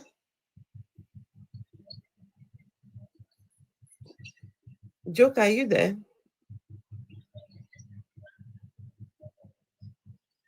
Okay, let's just go around the room and see what was it? What was the last straw for you? What was the thing that you're like, no, this is it. This can't be real. This God thing is fake, right? So let's hear from Derek, and then we can go around. Go on, Derek. Okay, mine was actually I was deconstructing, but I have this auntie who was a pastor. She was on shaping my Christian faith. She made me grow in the Christian faith and everything. Sunday schools, preached and everything. So there was one time I said, let's prank the house. My younger brother is a stubborn person. So we said, let's do a prayerful one day. And I said, okay, we said, okay, let's cook up a story that we'll tell everybody. We'll tell my dad, my mom, my auntie, and just tell them that my younger brother got his classmate who is in SS1 pregnant, like he impregnated someone. So let's see how the house reacts. So we played the prank on April 1st. We played the prank. We told the story to my dad. My dad fell for it. We told him it was a lie. We were just pranking. I told my mom. So when it now got to this, my auntie, she said, before I called her, I said, look, oh, see what happened though. She said, before I called her, the Holy Spirit has already told her what happened. I said, really? She said, yes. That the Holy Spirit has really told her what happened. That she has been even warning my brother since to stop doing this, stop carrying girls, and stop, just be born again and everything, but he doesn't want to listen. So after she's finished talking, I said, Auntie, sorry, this was a prank. We're just playing April Fool. Nothing really happened. And he didn't impregnate anybody. So after like 1 hour, she called back and said the Holy Spirit told her that I want to take my brother's girlfriend to do an abortion. I'm telling you. So, and that if I take her to do an abortion, God will punish me. There will be grievances. I will face grievance. I said, Auntie, she did not impregnate anybody. I'm telling you, she was actually, Adam, I said, it's a lie. Stop covering up sin. Stop covering. I said, it's a lie. So this was what actually said. I said, see, if my auntie, if an aunt, like someone that's my relative, that is my auntie that I know very well, can do this. Talk more of pastors that I don't know. That why would they lie? Why would you lie and say Holy Spirit told you that God has already told you that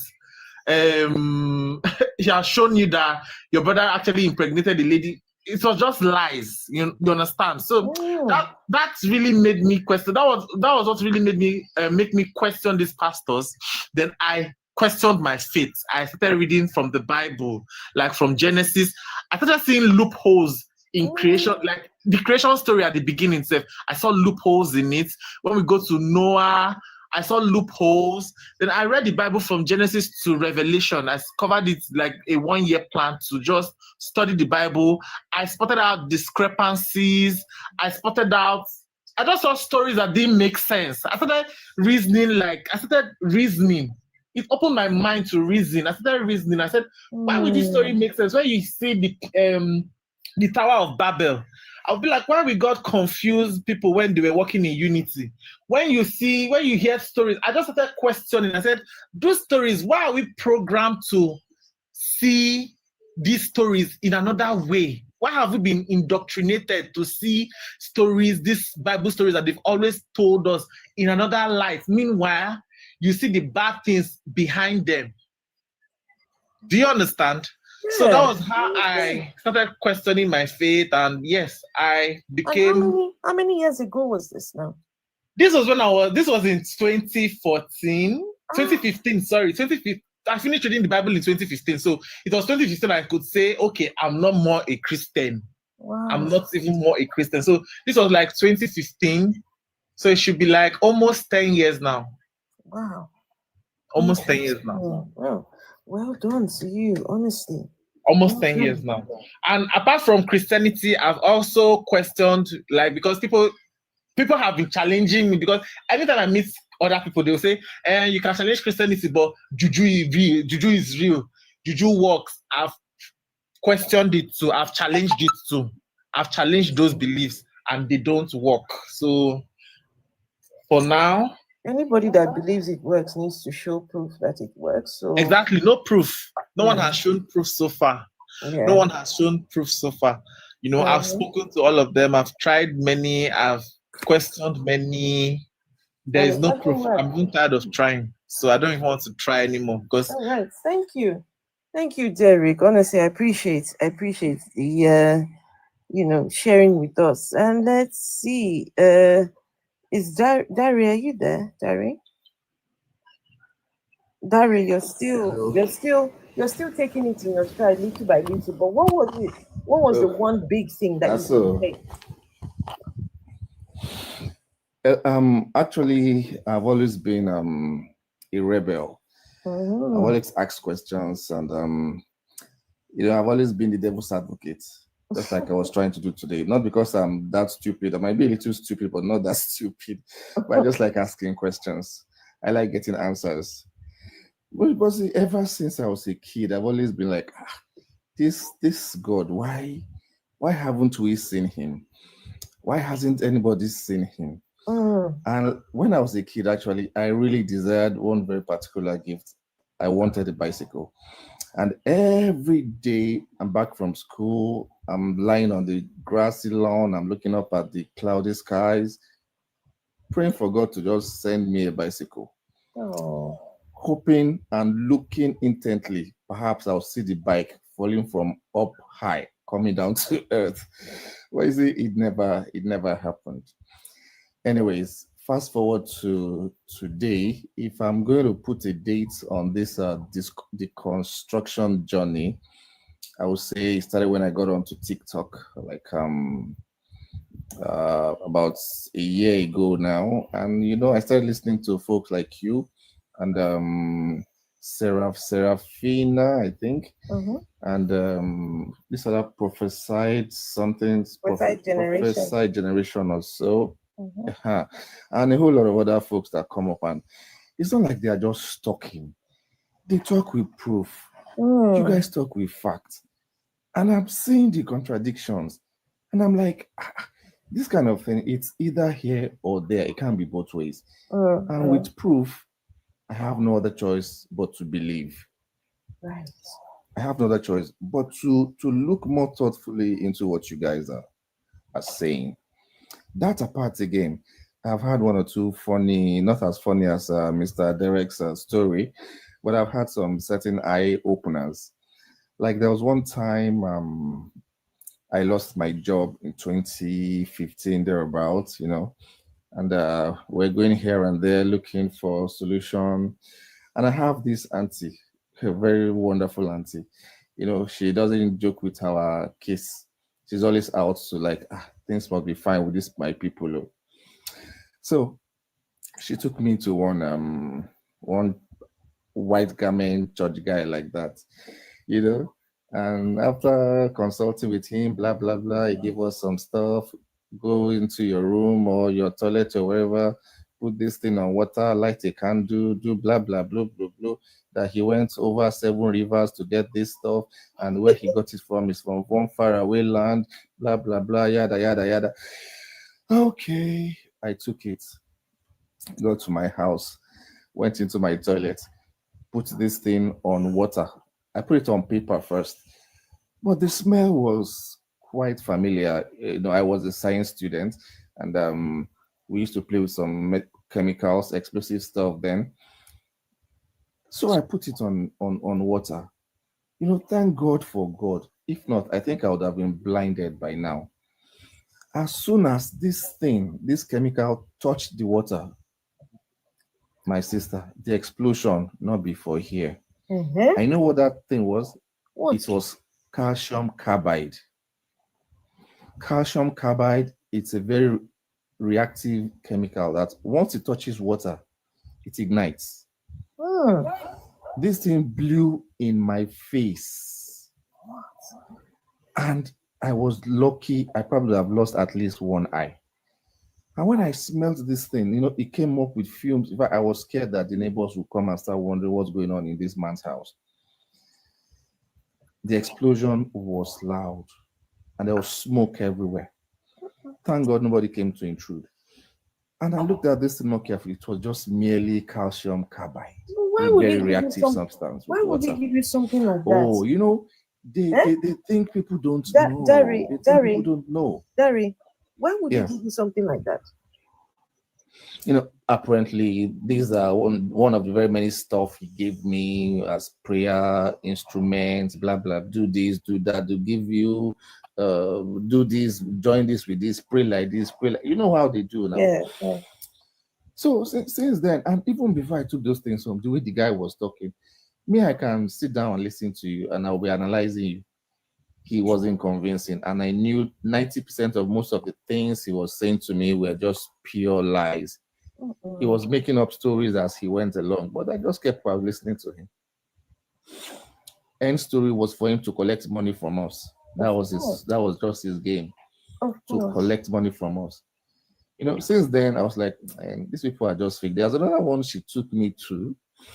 First things first, when we got there, this pastor, yellow white garments man, he was the head of the church. We went to the compound. He actually lives in the church with his family. The guy was sick. He was taking medication. And my first impression was like, if this man is this strong,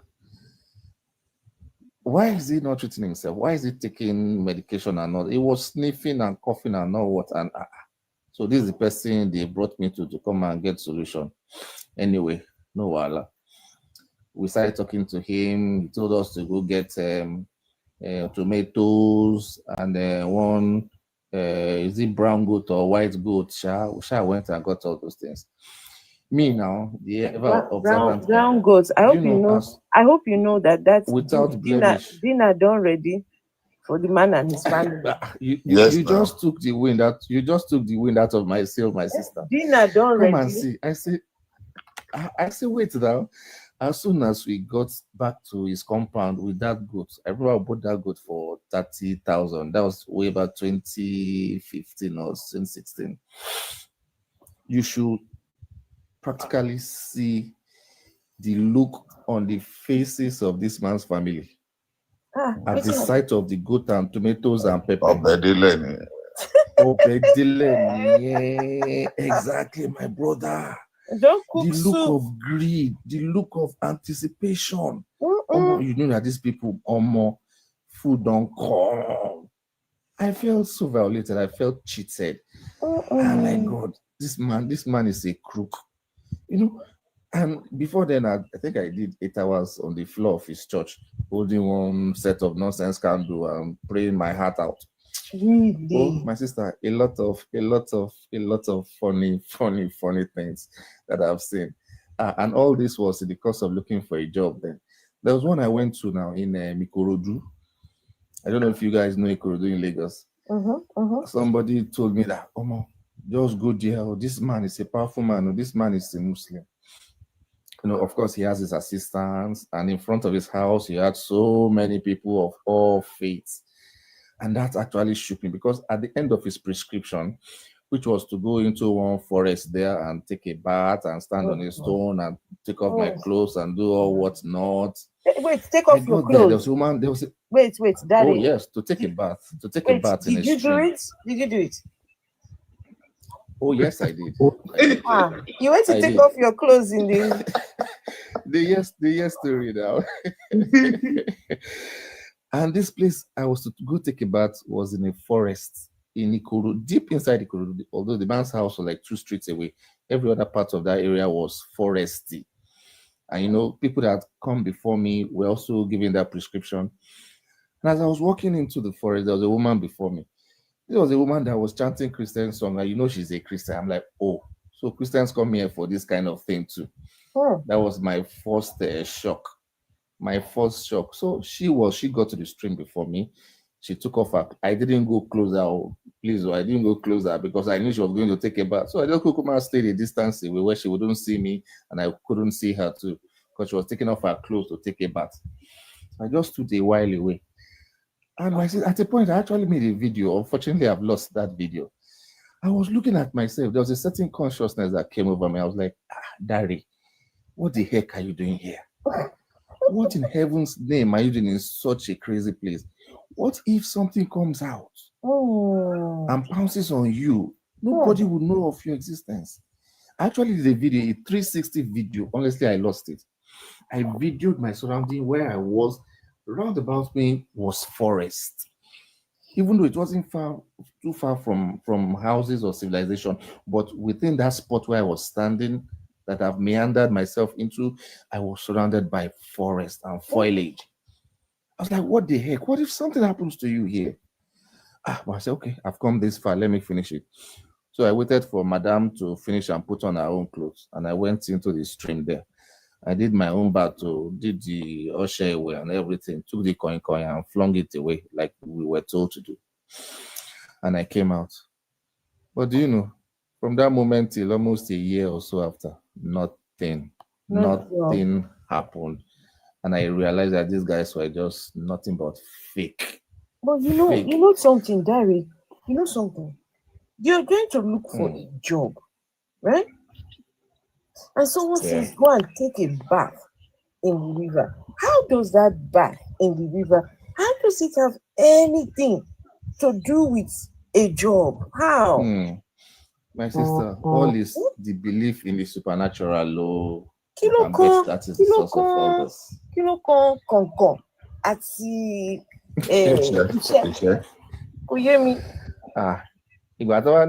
That is what will make you get a job. We think then another one again.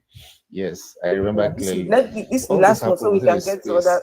Last one, so we can get to other people. Okay, let me just round up with this one. This one was when Adeboye, because actually we didn't attend with him. Adeboye made this preaching how that you take a comb, if you comb forward, good things will come. If you comb backward, bad things will go. You were one of those who combing your hair. Oh, I comb my tire, my sister. Ew. I overcombed. And coincidentally, I was supposed to be candid. I was supposed to face this disciplinary board then, before I got sacked. I was actually sacked. And I prayed this prayer with all my might. I come forward, I come forward, I come forward, I come forward. That comb was even in my pocket when I went to the board. Because Adeboye told you guys not to throw it away. Adeboye said you guys should not throw away the comb. I had it in my pocket. Oh, I had it in my pocket. Scamming of the in the lounge. Oh, my brother, it wasn't funny. So, end of the day, nothing positive came out of scam, or nothing worked that would make me feel like anything is good within these people's mouth. So a lot of things I've had, and at some point recently I sat down, I thought about it. I don't think these people are real. There is a very deep conspiracy here to keep people under control and milk us till death. Yeah. Oh wow. Thank you. And Dari, if you guys sit down and calculate how much you have spent in all these places, check. It's small money then. I know. I had to sit down and look for a job myself, and of course. Fine, I'm good now. But they will still tell you that job that they will still tell you the job you found, it was God that did it for you. Me, did I go back to them anymore? No, what I'm saying, on my own. Now get the job. They'll say it was God's timing. Oh, definitely. Anyway, let's hear from thank you. We've heard from Derek. Is Joker there? I don't think Joker is there. Okay, let's hear from user. Hello, yeah. Hello. User. Okay, this is Kunle again. Yes, Mr. Kunle. Oh yeah. Yeah, I've always been skeptical about all these beliefs, all these beliefs and all that. I've never believed anybody's created, or I want to use creation, because I don't think men were created, we were born. There's nowhere where you fill out forms and say, when were you created? When were you born? That is always the question. So we were born. And I've never believed anybody has any power over another person. Nothing supernatural and all that. And that's the way I grew up until the time I was independent, to really say, let people know where I stand in terms of beliefs. Then, like I said earlier, when I started digging into all the history, listening to pastors who are deconstructed, many of them were serious pastors in America. Dan Barker. Yes. Yeah, I don't know. Yeah. That had great followings. Freedom from religion. Yes. I said great people that had great followership. Yeah. And I used to listen to their videos a whole lot. Julia Sweeney, if you have, go and try Julia Sweeney too. She has a lot of good videos on these belief stuff. And I became more convinced over time that, hey, all this thing has come. Then also the attitude of our pastors here in Nigeria, they are doing more disservice to the faith, to the religion itself, than any atheist can ever do. Exactly. Than any atheist can ever do. And I sometimes I ask myself, even in elite churches in Lagos, how can a pastor swing his hand and people are falling over the place? If that is a manifestation of any power, why must it be limited? You make me remember Jeremiah and his scam. Yeah, no, I mean, they're all the same. They're all the same. Some are just more crude than the others. In redeemed churches, in elite redeemed churches, they do all those things too, all those stupid things. They wave, pastor will wave a hand and people are falling all over the place. If it's truly a manifestation of divine power, can't they channel it to a more meaningful effect? Can you imagine? Exactly. Can you imagine if the pastor swung his hand like this, and the road just starts to build itself? Exactly. You know, we can believe that, okay, this is truly the power of God. Or even let's go to agriculture. Let him use his magic wand or maybe divine hand to create serious harvest for farmers. That will be more meaningful and more convincing. If you even just watch Omoto fulfilling Jeremiah, and you will laugh, you see that it's the ushers that are pushing people down deliberately. I've watched a lot of his videos. What happens when they fall down and they get up again? Nothing. So what? Thank you very much, sir. Thank you very much. Nothing happens when they get up. Nothing happens now. So, and a lot of times they have told them, forget about people coming to your church for miracles. Go to hospitals. Go to lepers colony. Let's see what truly the power of God is all about. So, I mean, it just justifies my unbelief over the years. Over the years. So, mine didn't happen with one incident. It just happens over time, and then coupled with the findings I did on my own. So that is it. Wow. But I still find it extremely amazing that people can actually sit down and plan to deceive so many people to such an extent as this. Well, like I will not blame even the poor people. It is the educated ones who are falling for this that I will blame. I mean, what are they doing with their knowledge? Okay. What are they doing with all their education? Let's understand that the Romans put all these books together for a reason, for conquest. This is what we call psychological warfare against us. You know, and they used it to indoctrinate our people as means of control.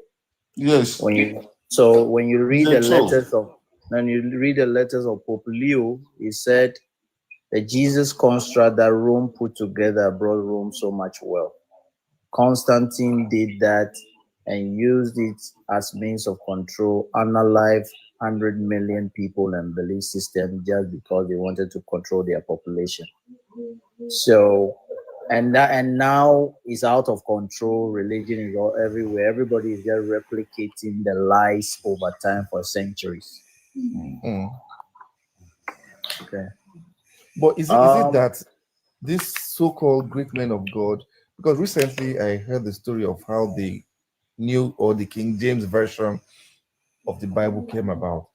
And I'm like, is it that these men of God are so-called great men of God don't know the history of this thing. But well, let me tell you. But to the benefit to keep people ignorant. Just one second. Let me say something very quickly. So you know how Adeboye came out and said anyone who is not paying his tithe is not going to heaven. Full stop, right? And over the years, he's been getting a lot of pushback. Eventually, he had to now when what's his name? Abel Damina started speaking about all those things that he was forced to now come and apologize, right? Now, Abel Damina, Daddy Freeze, right? You can tell that those ones, they're taking their time to really dig into the history, right? They know exactly what they're talking about, right? Even though they too are still, lying to people.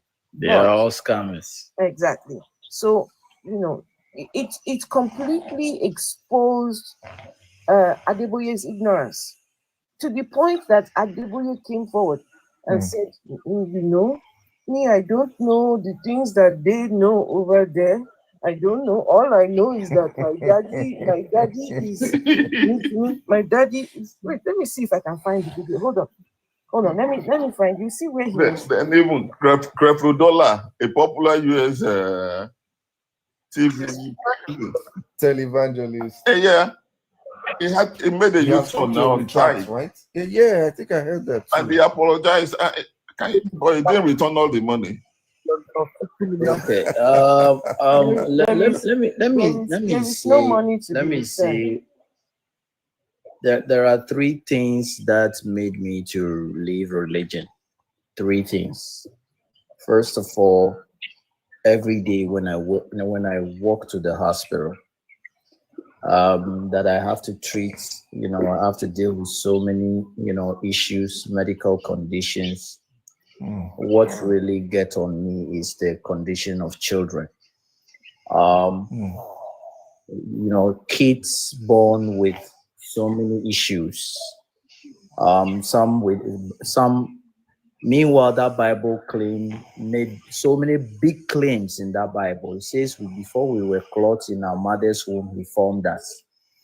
And when you look at Psalm 139, it also says that God knitted us in whilst we were in our mother's womb. So I started asking critical questions that if that Bible God claimed to be the ones who creates us as human beings, is he the one creating the blind children without limbs, children with tumors, children with congenital heart defects, children with cancers, and all these numerous conditions?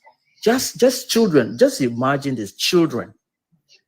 And when I look at the statistics, so it took me to look at WHO statistics on disability. And I found out that 1.3 billion people are disabled in the world. 1.3 billion people disabled in the world. So my question is, I ask critical questions. Is it that God that is creating these disabled people and sending to this earth for who to take care of them? And if he's creating them, what is the purpose for which he's creating these disabled people and sending to this earth? Doesn't that God have any empathy?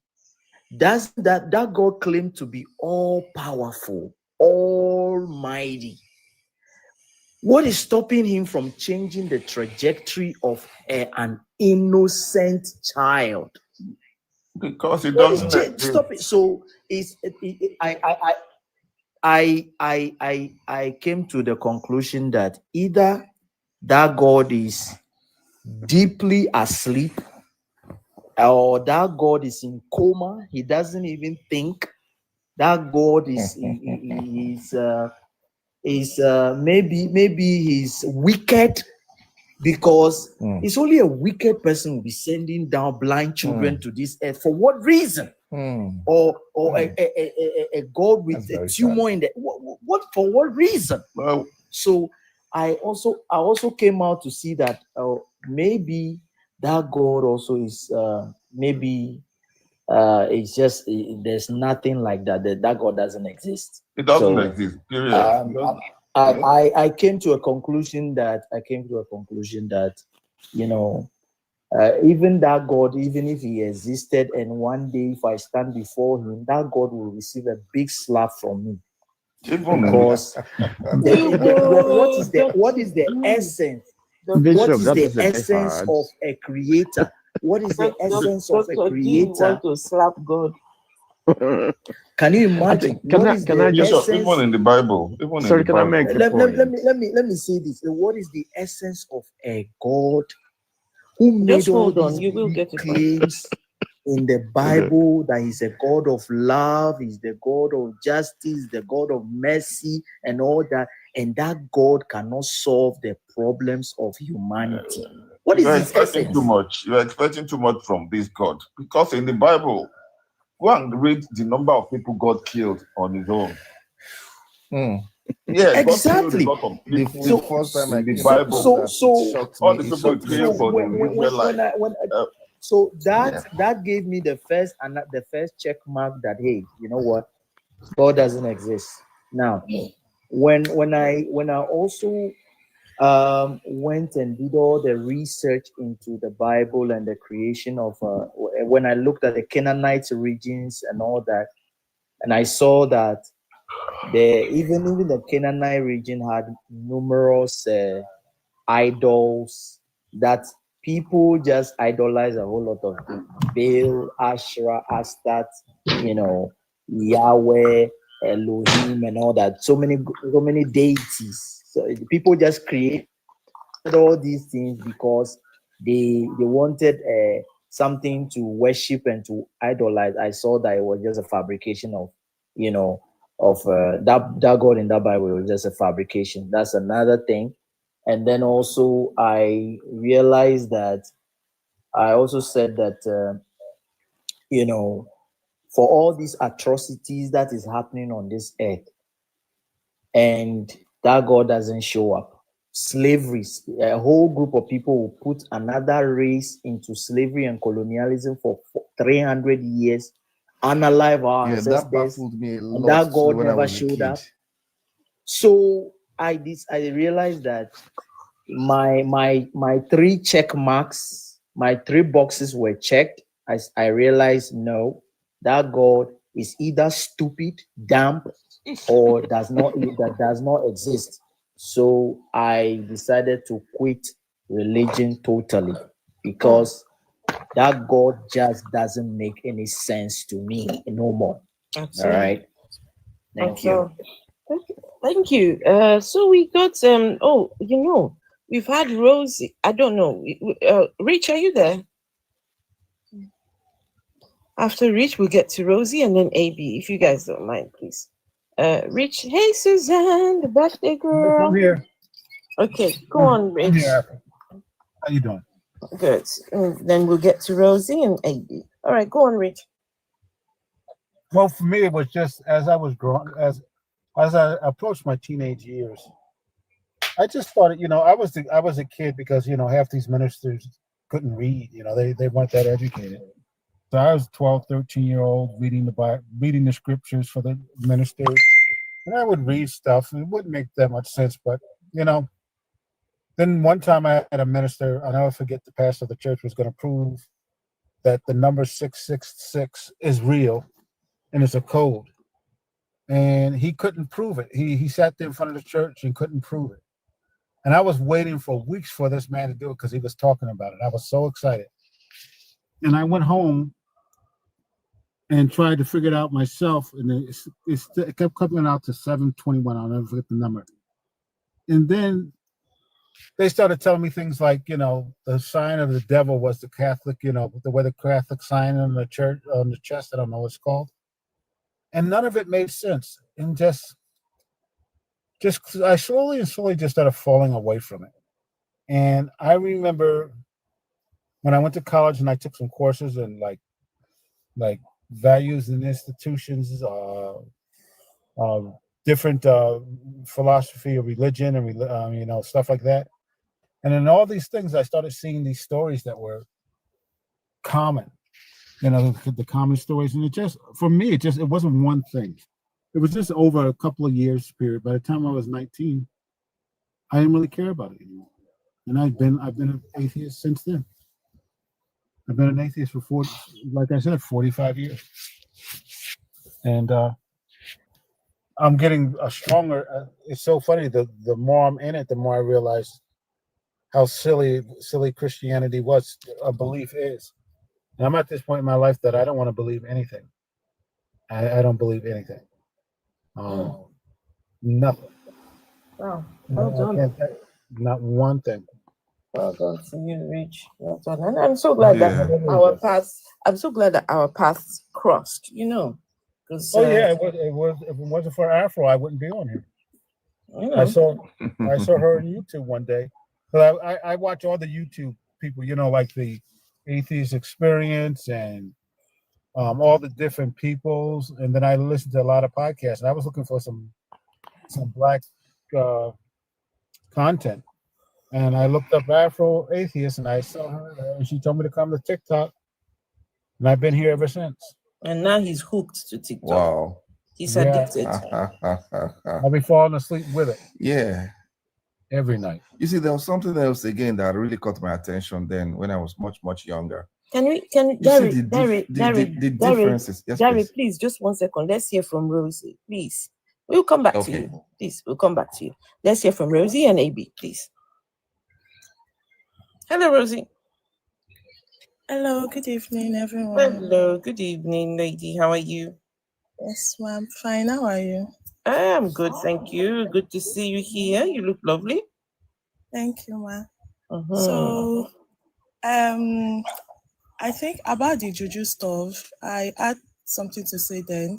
And since we are talking about the squad, sorry, go ahead and tell us what you want to say. Yeah. So the juju stuff, I have a friend. Her dad is an Afa, and not just an Afa, and is an Afa that is like into all this ritual and all that stuff. Like if you can't give birth, we need protection stuff. If you are going out, maybe you are a downfall driver, I need like juju to go smoothly and come back. Maybe you are going from Lagos to Abuja, all those petty small jobs to do. Is into all that. So one day we're talking, she came to my house. So I don't know how we got to that topic. So we started talking and she was like, oh, that dad is a fake Afa. Even sometimes if you want that mash the charcoal that they will give to the drivers, they should cut themselves with blade in the head like 6 to 3 times and then put the charcoal and rub it and start saying all the stuff. Yes, exactly. So they will give them the blade, they'll be the ones to provide the blade and then the charcoal, and they'll pay a certain amount. The dad is a drunkard, is a woman beater, and all that. So I think I don't know if anybody saw my comments before when I said those people that do those, they just want money to drink. Exactly. And they will just like inspiration will just come to create another stupid solution for people. And again, they do certain soap for people that are into hookups, all this stuff. So that when they go for package and they come back, so they'll go smoothly. Even the people they want to go and meet, if you want them to give you much money than you ask for, they will give you.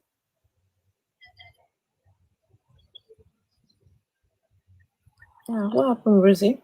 And they'll put whatever they grinded together and put it on it. And then I don't know what happened next. Maybe the father has been, I don't know that. But she explained everything because she was actually, okay, yes, we got to that topic because the father was beating the mother and they separated. He went to another house, but he's still calling my friend to come to his house to grind the stuff for him and then just mix everything together because most of the time he's too drunk to even do all this stuff. So juju is fake to me. It's very fake. I feel like some things just happen for a reason. Like we can go and come back fine. If we don't come back, it just happened. So if you think like, oh, someone went here and this happened, oh, this thing is real, it's a lie. It just happened. There's nothing behind it, and it's not the person. So this, sorry, I don't even have tongue twist or something like that. This religion stuff. Thank you. My tongue is twisting. So I think I did that. Don't forget, Rosie, that English is not our language. You see. Yes, ma'am. It's not. So I think I did that when I was 16. I was in Kwara then. So I started going to one church. One auntie in my area, she's kind of mentally disabled. She's not okay, but she likes me.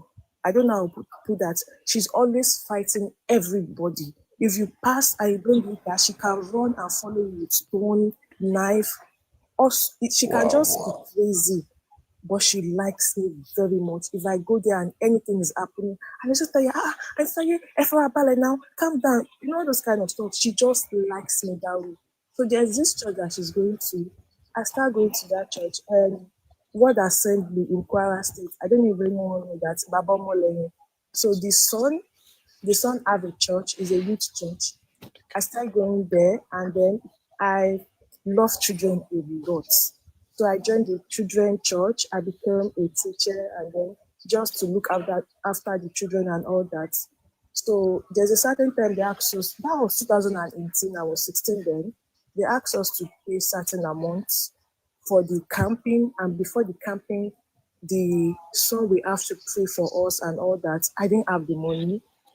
So they say they will not do the prayer for me because I'm unable to provide the money. So I was really sad. I want to see this man, like I want to talk to this man of God that has been healing everybody, that has been praying, that has been preaching. I want to let him pray for me. Let him lay hands on me. But I was unable to do that. So I just left church. Not long to that time, I left to Kaduna also. So going to Kaduna and seeing another pastor doing miracle, I didn't have any interest again in all this stuff. And before that, I see someone mention Baba, this Omolola Olominye stuff in the comment section. And I have a story because my mom is also I would like to say testimony from my mom here, because she has also this religion stuff. Deconstructed, eh? Yes. Your mom has deconstructed? Yes. So Yeah, let me I will make it short because my mom is actually a Muslim. She didn't go to school. She got married to my dad when she was 18. So once she got married to my dad, she just, no education, nothing. So she was just into that, oh, this one is a Christian. She went to church. Personally, my dad is actually not a church person. So I don't know how she got into that. But we started that, and our mom has mental issue. It didn't happen because of maybe spiritual anything. It was just because of childbirth and all that, because she has 15 children. Your mom? No, my grandma. Okay, sorry. Yes, she had a mental issue, so she had 15 children. My mom is the first of all. So after she left my mom's dad, she went to one place, had 7 children, went to another place and have another 7 children. And the both men, the 3 of them, they did that dirty. So personally, I feel like the mental illness came from that. So it's something that is supposed to be medically checked, supposed to be in your home and to be taken care of and watched. But my mom was so I'm the firstborn, I have to take care of her. She started going to this church that is under Baba Molola Olominye. We went there. We started going there. He was going to give us water. My mom is a fashion designer. She sold all her machine. She sell crates. You know when they sell crates?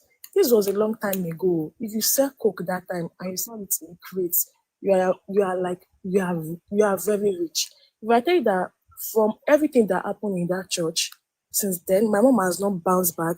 As much as my mom was not educated, she was really business minded.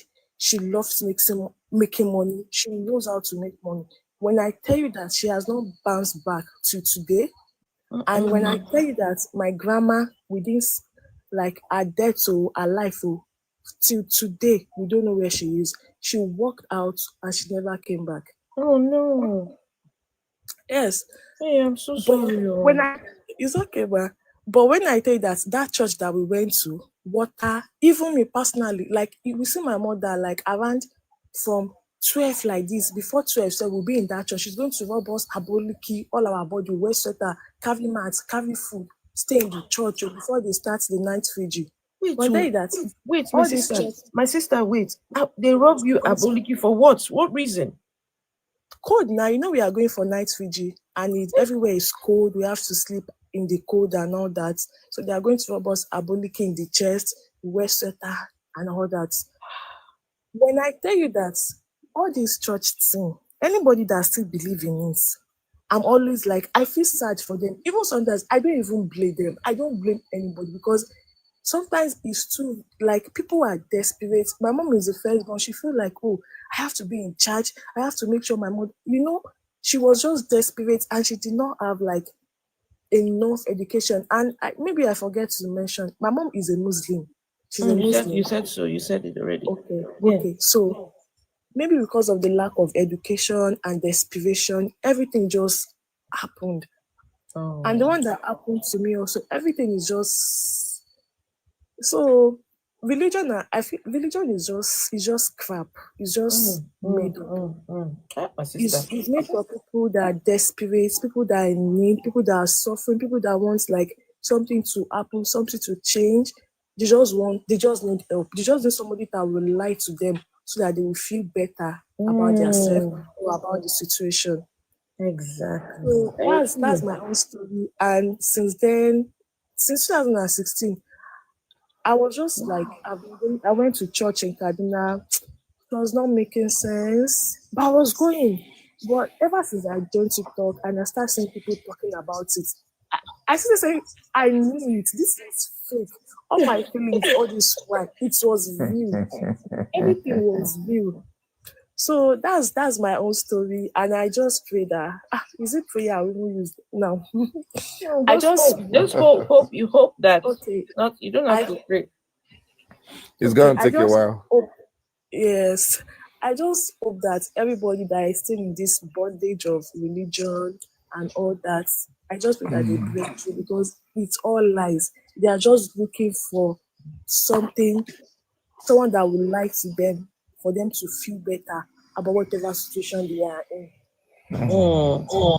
Thank you, Rosie. Rosie, thank please. you. I've enjoyed listening to you. I've even followed you. Thank you. Anyway, let's hear from AB. Yes, AB. Hello, AB. Sorry for your wait, AB. Hi, that's perfectly okay. Sorry, excuse me. My take on that is that I think for us to continue to blame colonialism for Christianity, I think it will be quite foolish. I mean, there's this online thing in the US now saying, "Oh, sorry, excuse me."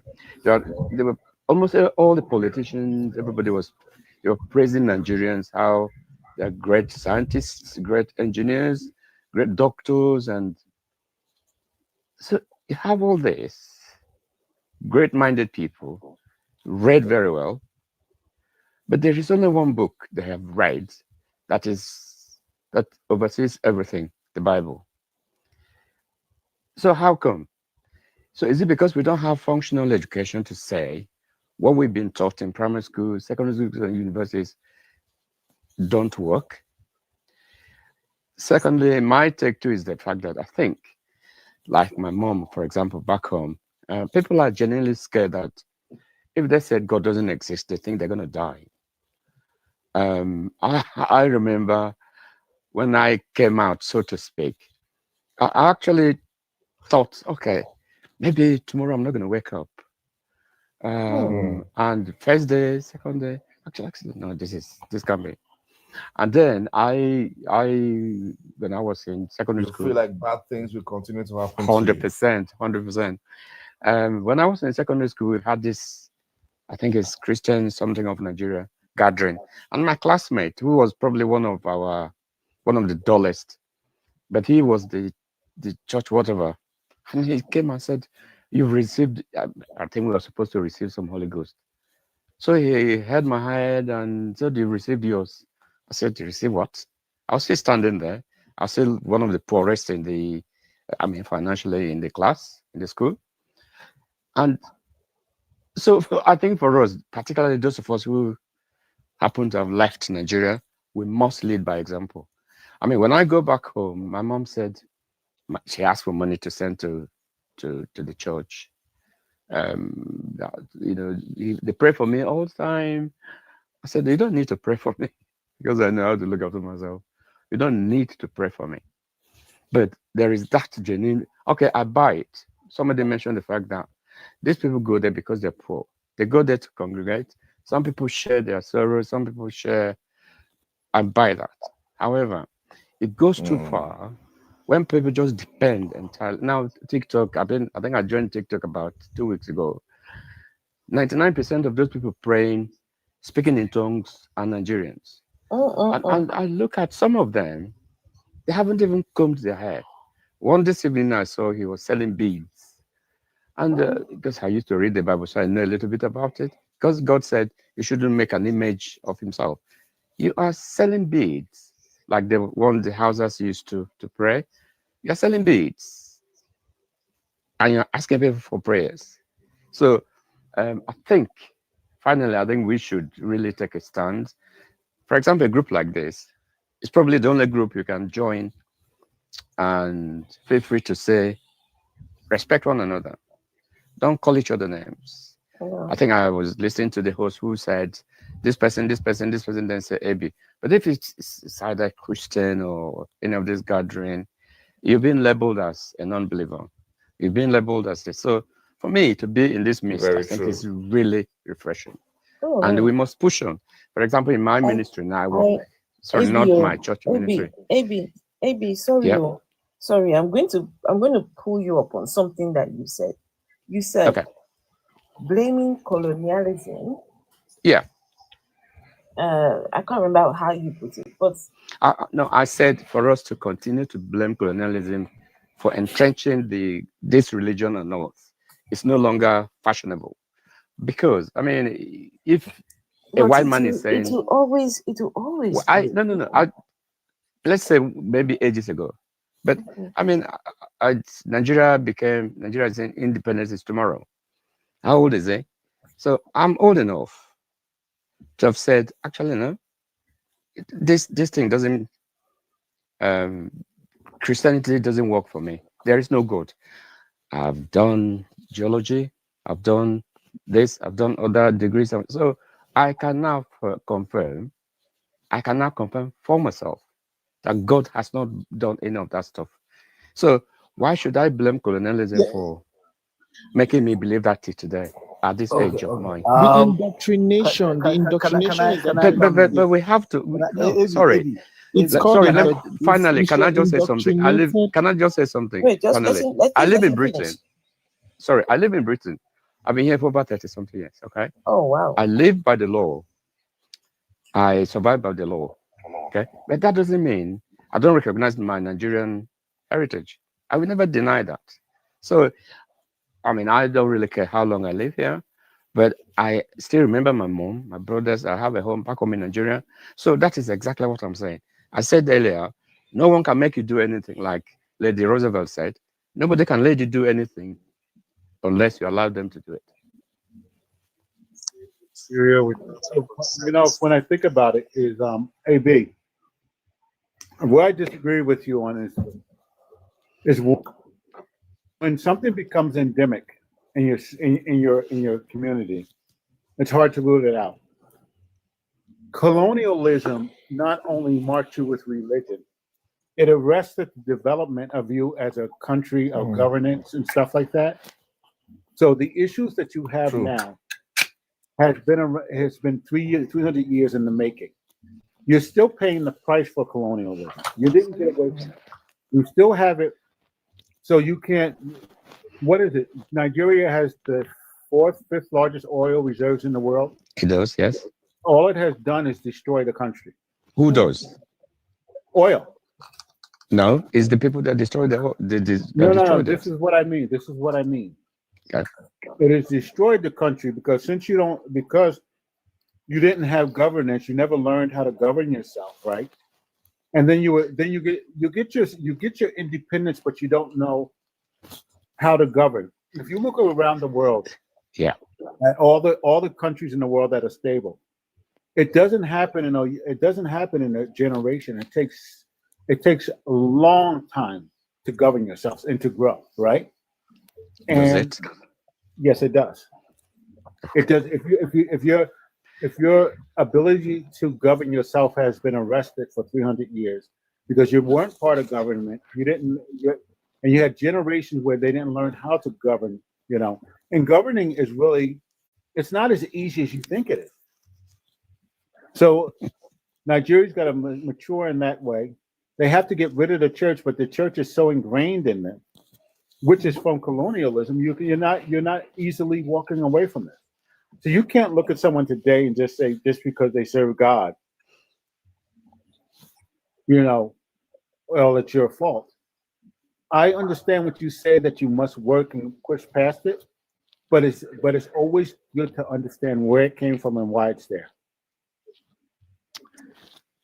Oh, I'm sorry, I totally disagree. At this age, for example, I was in Rwanda at the beginning of the year. I think we all remember 1994. Rwanda is a little country compared to Nigeria. It has no resources compared to Nigeria. I was there for 2 weeks. There was never one single day. There was no electricity. Almost every part of Kigali you go, there is internet. Okay? So that, in fact, the president, Paul, has decided to ban most of the churches. So remember, Belgium colonized Rwanda. So, for us to continue to heap everything on the fact that we are colonized, I think is a bit of, I would say that I think we're actually running away from our responsibilities. So, you have some, for example, Nigeria. I don't think colonialism made Nigerians to elect somebody like Buhari to be their leader. No, I don't think colonialism made us.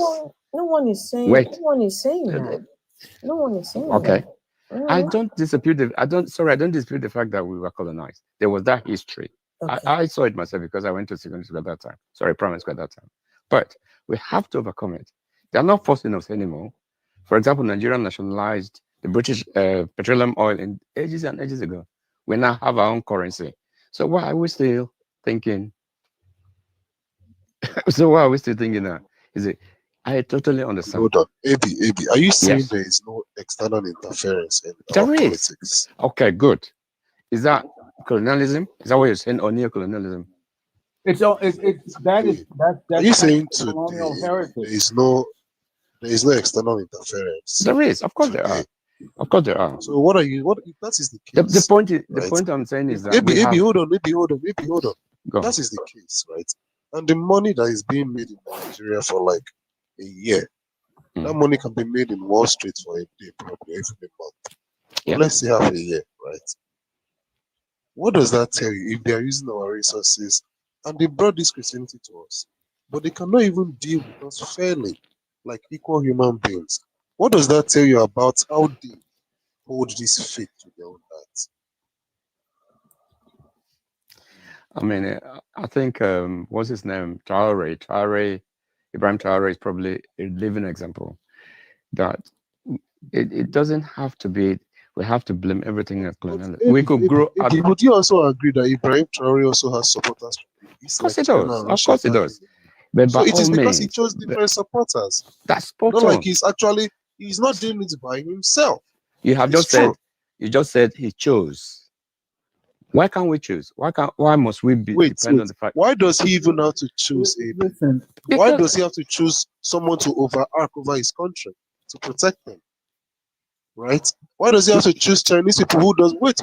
Why does he have to choose Chinese people who do not have Christianity, who have not come to you to slaughter your people, to give them a religion that is good, that is supposed to change them? If they had this Holy Spirit and all this good, the least and the minimum they could do was deal fairly with us, or is to deal fairly with us today. Are they doing that? I think for us to not say, AB, I'm not saying, AB, hold on. I'm not saying we are not at fault. Joker, But can you admit to their own fault? Joker, let him answer now. You asking me because we let them. Sorry, I'm saying that we let them. It's okay. Just let him respond. I'm saying that we let them because if we, for example, today, if a white man comes to your house or anybody comes to your house, if you don't want to let them in, you don't let them in. That's exactly what I'm saying. We are educated enough, we've read enough to say, actually, okay, yes, of course. We've been taken through. I remember when they used to shackle my uncles to the tree for them to pay tax in those days. But we don't have to do that anymore. The fact that over the years that we've let ourselves I totally disagree with you because when you're signed, when you're part of the United Nations, per their charter, per their charter, you must abide by their rules of freedom of religion, freedom of movement, and all the various agreements that you signed up to per the United Nations. And so far as you belong to that assembly, you have to open your country up for anybody who wants to come and deal with you and do investments and all that. I'm sorry, that is not correct. Hold on. When was UN formed? Let me finish. When was UN formed? Let me finish. Okay. So for you to say that we let them, yes, I can agree with you to some extent that yes, we had business agreements with them and they took over our resources and dominated, and they're still exploiting our resources till now. That I agree to some extent, but there hasn't been any fair playing field that these people have not. First of all, our most of our governments, they are just 60 years old. Remember the Nigeria or Ghana, they're just 60 years old. They've already been exploited for centuries. All right. So for the fact that our people are now trying to build, I rather give credit to our people. Although there is endemic corruption, I understand, but I still give credit to our people that they are at least today. When you go to Africa, you go to most of our countries on the African continent, they're building.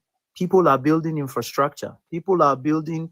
We can't have 100% of electricity coverage, but at least they're doing something. You know that even if they are rationing power, they're still investing in building the infrastructure. Look at the companies that are operating, although most of them are European companies, which I totally know that they are exploiting the continent. Our people are also, let me tell you, the diaspora alone, do you know the number, the repatriation alone that we sent to Africa? Do you know the amount of repatriation alone we sent to Africa for building the continent of Africa? You have any idea? Let me tell you, more than $500 billion of hardworking people like you and I in Europe support our families back home in Africa. And we are investing into housing, we are investing into industry, we are investing into helping our families and poor people back home so they can also have a headway. So for you to just think that we let them just like that, I missed all the when our pacesetters like the Kwame Nkrumahs, the Lumumbas wanted to industrialize our countries and had practice the Pan-Africanism that we all vouch for today. What happened to them? Were they not overthrown? were they not assassinated? Either they will amplify the opposition against you, or they will remove you through coup d'etat. Were they not done so? So for the fact that it has been a perpetual, derailment of the African continent to always unalive our people and put them in subservient status. Okay. And so for the fact that we continue to experience dependency syndrome. Remember, Europe prints the monetary zone that the monetary that prints Africa's money. Even is already a chain on Africa. Remember, 48 countries print their currencies in Europe. Okay, my brother, you are going too far. Wait, sorry. So, Bishop, hold on. There is a lot Bishop, of chain Bishop, endemic control please on wait. Africa. Bishop, please wait. See. You are going too far. You are going into politics now. We shouldn't go there. The thing is, what we should talk about instead is, if these people had the Holy Spirit before us, why is it that the Holy Spirit did not teach them to deal with us like they would deal with their own self? That is the question we should be asking. Your neighbor as yourself. This is about, exactly. That's what they came to teach to us, right? So that we will be better. That's why they threw our gods away, or they took some of them to British Museum. They took it to give to Queen Elizabeth, right? So explain to me. I don't want to talk about the political side. We can go on and on right there too, right? We will still find them at fault in that area. But this one, since they get the Holy Spirit, right? Wait, is there something wrong with me? Please, you guys, tell me something I don't know. AB, answer. No. I mean, I have totally said, in my view, in terms of religion, I don't have any religious beliefs. I believe in people. I believe in science, because these are things that solve problems. Okay. Back to my original, I just want to say that it's lovely to be in this group. Let us try and expand it, because free thinkers, I think they are far more peaceful than religious believers. So AB, I'm still going to hold you, because when I take just one person like Kwame Nkrumah, okay.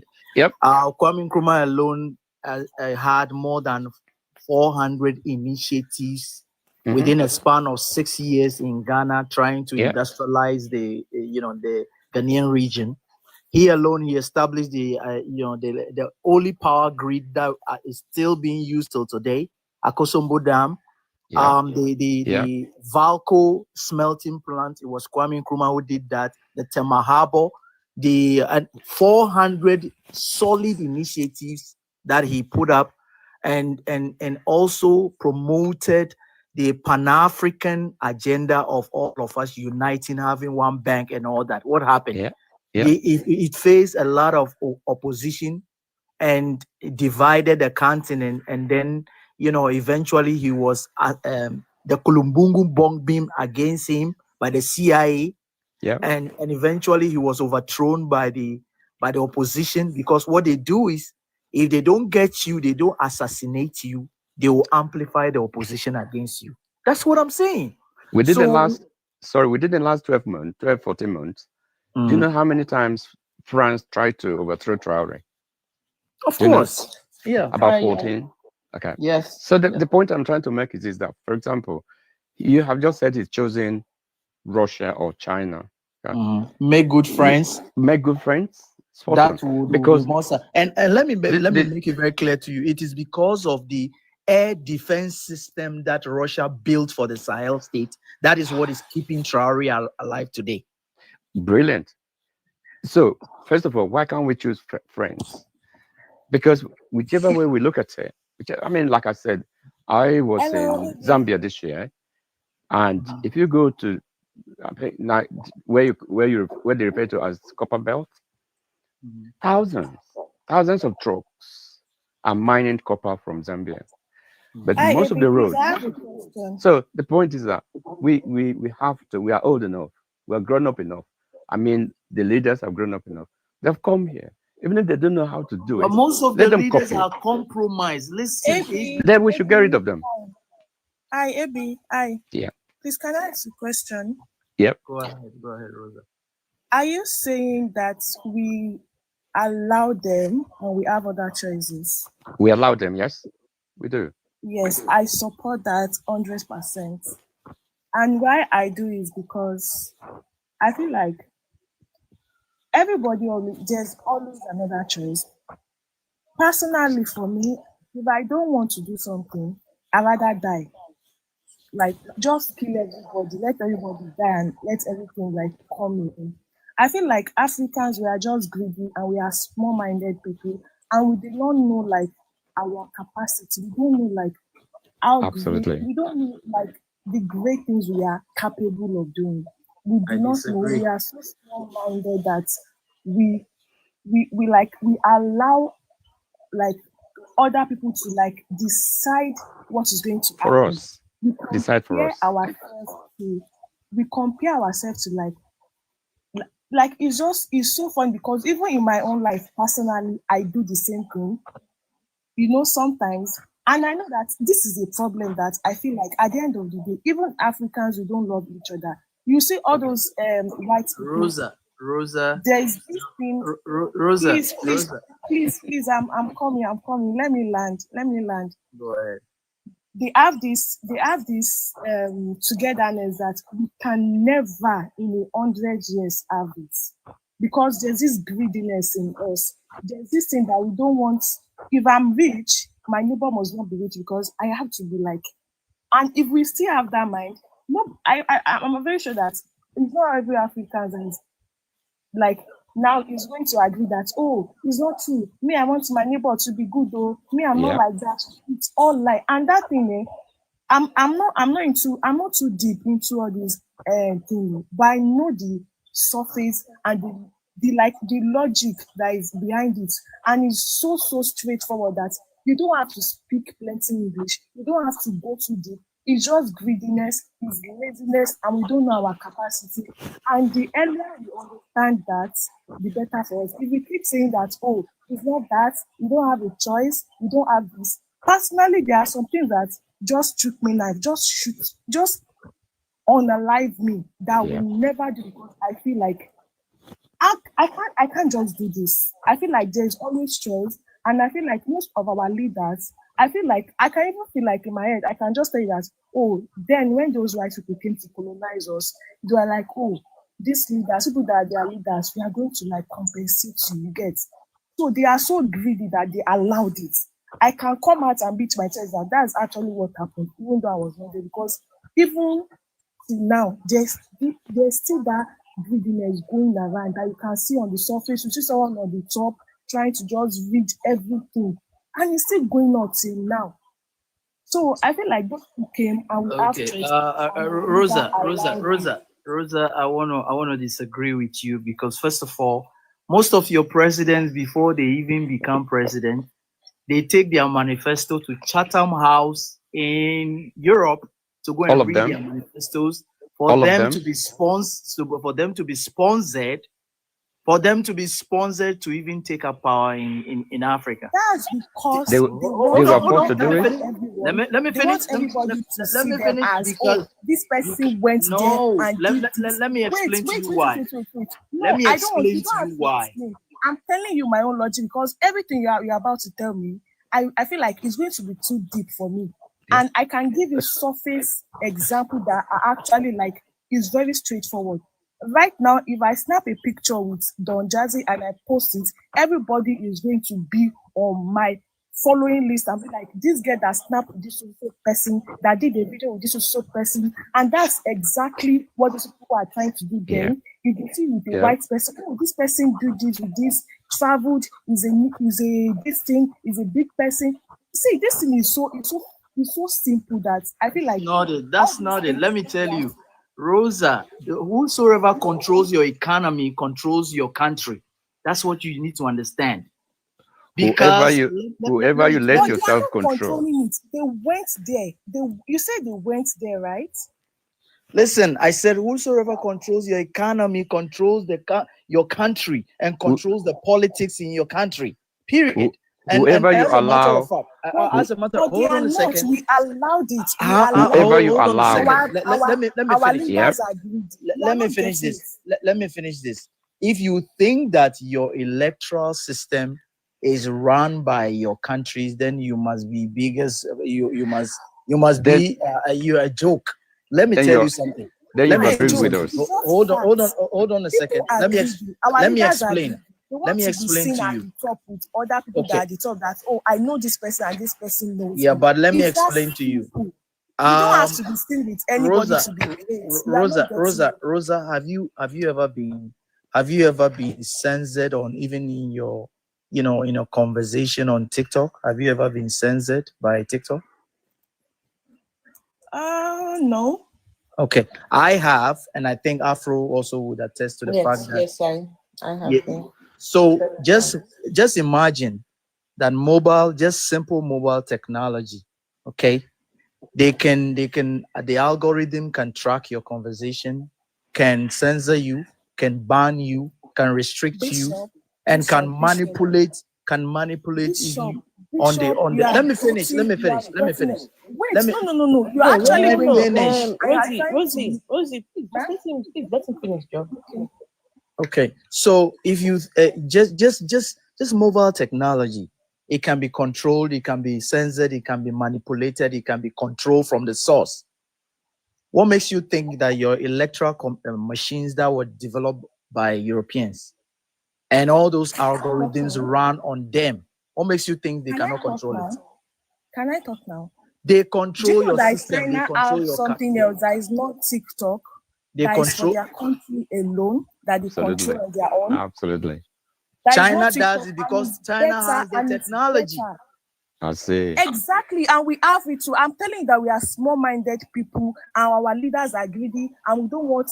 If it's good for me, I don't want my neighbor to be good too. I'm telling you, this is what is happening.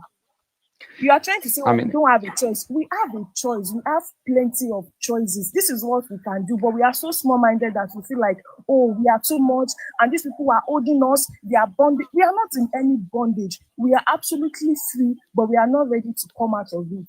And it's fine. It's fine to be in the bondage for 100 years before you come out and be free. But we have to agree that we are in a bondage ourselves. We are putting ourselves in that bondage. Nobody is putting us in that bondage.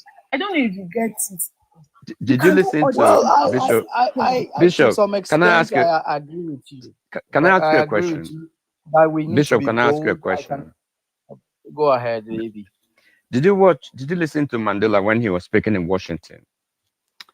Oh, yes, I think I watched some clips of it, yes. The question they put to him was, how come you are so leaning towards Fidel Castro? Why are you not leaning to the West? What was his question? What was his response? His response was, as far as they were concerned, they befriend who befriended them in time of difficulty. Yeah. South Africa was, when was it independent? 1994 or something. 1999, sorry. Yeah. So this is this young country. And South Africa is doing far better than all of us, any other African country. So if they can say, we choose to do this, and if you come to the West, almost all the Western countries are condemning Kagame, president of Rwanda.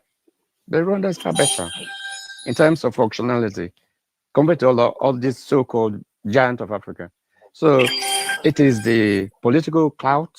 People want to say, yes, we're not going to let you do it. And I'm glad many African countries are doing that now and saying, we're not just going to allow you. I still disagree because South Africa, as an example, as you use that as an example, 77% of their land is owned by the whites. Not anymore. The whites control the economy. No. And the whites control everything. 95%. Look at the mess alone South Africa is in. I think to say that would be and even Orania today wants to go independent. Some of the South African regions that do not even allow blacks to go there and all that. They want independence and all that. And I think you've been listening. Come on. I think you've been listening. You want to use South Africa as an example? South Africa Absolutely. is a mess. First of all, I started with Mandela because we're talking about a leader. Okay, we're talking about South a leader. Africa has been hijacked by the whites. It has been Come on. 100%, 100%. But the situation they are in now, because I was there in the early 90s, they're far better than Nigeria. They're far better than any other African country. How do you quantify, Yes. you know, a country to be better if even the 90%, I mean the white minority is only 15, they form only 15% of the population. And Lebanese also form 7% of the population. Okay. And you're talking about almost 85% of the population that are black. They live in squatters, they live in deplorable conditions, and the unemployment is so high. So how do you quantify a country to be better when resources are not equitably distributed among the rich and the poor in the country? People are not really benefiting nothing. How do you quantify it better? This is probably the only country you can say the impact of apartheid system has still got the impact, has still got the effect on the people.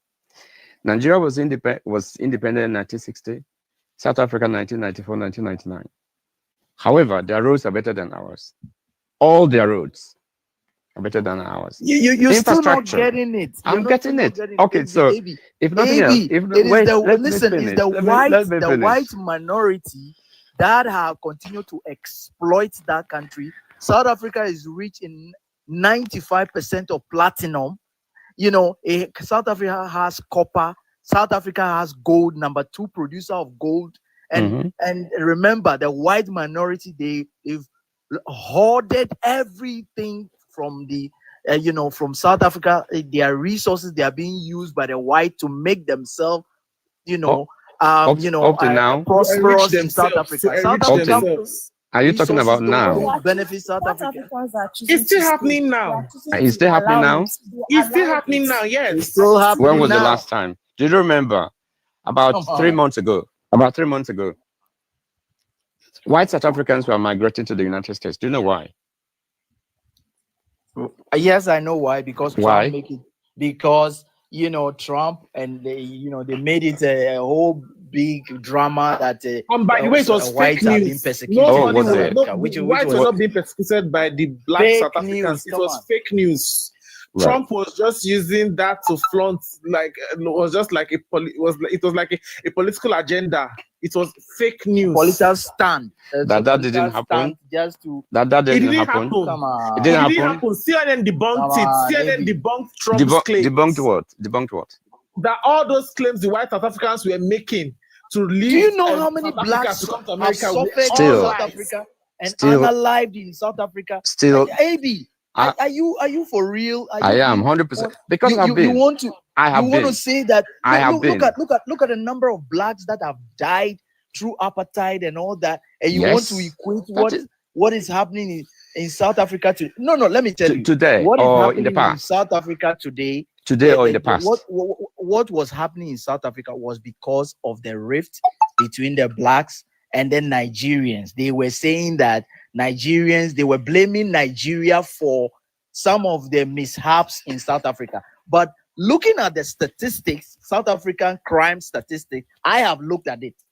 And looking at South African crime statistics, 80% of most of the crimes committed in South Africa were committed by South Africans themselves. And why Nigeria, listen, Nigeria doesn't even appear in their crime statistics. Okay. So that conflict, why would you venge your anger on Nigerians because you see Nigerians prospering in your country? Oh, it's just great. Probably because Nigerians are. Anyway, I'm sorry, and I need to go to bed because I got to go to work tomorrow. But anyway, I gotta go. Let us go back to the point. It was wonderful talking to you, man. Let us extend this Afro-atheist platform and make it bigger. That's my viewpoint. Yeah. You guys have a good night. Thank you, AB and Rosie. I followed you. When people come up here and I hear them, I think, oh wow. Afro, sorry, we entered into another tangent. That is the beauty of the platform, though. That's it. That's the beauty of the platform. Joker, are you there? I think Good night, guys. Good night. Yes, I Good am. night. Yes, I am. Good I am night. here. Hey, Joker, so everybody shared their story or what exactly was it that did it for them? And I've always wanted to know from you. So did you hear My some of own them? is funny. Oh. My own is funny. You see something. For a couple years, I've just been like confused as to how, like, for many years, I the fast drive fast, I dey pray, but like it can't be like say at this point, I dey beg for this blessing because I no go lie, I beg, I dey beg. Yeah, speak up for English. Because at Because some of point people I that could don't kneel down. understand pidgin. Oh, because at some point I will kneel down and I'll be like, God, please do something in my life, because it's like I'm actually going through hell here on earth, you know. So like it's kind of like touching at the same time, because like I never questioned it, you know. I saw one of Angel's videos, you know. I was like, I mean, I understand what the girl is saying. I believe it to be true, right? But then until the day I mistakenly saw the level, and I'm like, let me go into this Angel's life. The day they talk, I'm like, so I'm not the only person thinking like this. I've not gone mad then. Since that day, I just let go of my shackles. I'm not gonna lie. Yeah, I was on. I didn't. It's not like anybody told me. It's just see. After this, when God sees that your life is before you and it's about to go nuked, it's about to get nuked, right? And then on top of that, an event happens when your dad falls down and is unable to walk at age 20. That means that there was a very high chance my life would have gotten fucked. It was my brother that helped me. I was there praying and praying. My brother helped me. My brother didn't help me. Only God knows what my life will be, right? Because I was being stubborn at first. It was the will of God where I want you. My brother begged me, I don't want you. When you want command, I beg and tire, right? So like, I won't lie to you. To today, right? The effects of that accident is still there. All the prayer I don't pray, nothing don't happen. You get me? So it's what it is. But me reading the whole book, oh man, it's a sweet story book though. I still wish I can see a talking donkey. I would like follow the donkey chat too. I know how Balaam feels. But anyway, Sha. And also if I was Jonah, I would be surprised how the acid inside the fish didn't kill me. Anyway, Sha. Yeah, well, it plenty there. Plenty. But yeah, that did it for me. That really, really did it for me. It really did it because after a taste, you say if no say Yankee no easy, if you know your parents will support you. Hey, you know the prayer will pray. Like my friends that about knew how one of them asked me, say, Peter, if this God, why you be saying they watch us they suffer like this? Like you see the American children, then they some of them will come school freshman year. They buy cars that they enter. Also, they enter bus. Even the bus safe. Bus will leave you go. If they ask me, say, see this natural expression, know it from our country, I go tell them, say, is what the Lord was. But in my head, I knew I sounded stupid, to be honest. Because why would God want good for them and bad for me? You know? But I mean, all that though, I still stood on it. I still stood on it 10 feet tall. I still stood on it stubbornly. But deep down in my heart, I knew something was wrong somewhere. Because ain't no way God will love all of us equally. And one group would have, even if it is 1% power over the other. That makes no sense. Then just means we are just playing by humans' laws. There is no God. Exactly. And you know something?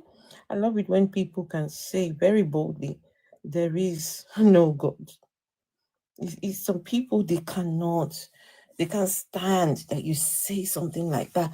What do you mean there is no God? But there isn't. The gods that we have been told about so far, they look man-made. There's nothing special about your God. Nothing at all. So anyway, but thanks for sharing, huh? And yeah, me myself, I'm gonna have to love and leave you all. I need to be up first thing in the morning, right? So anyway, guys, thank you all so much. Joker, Jerry, Derek. Oh, Afrobeat, you there? Did Afrobeat say anything at all?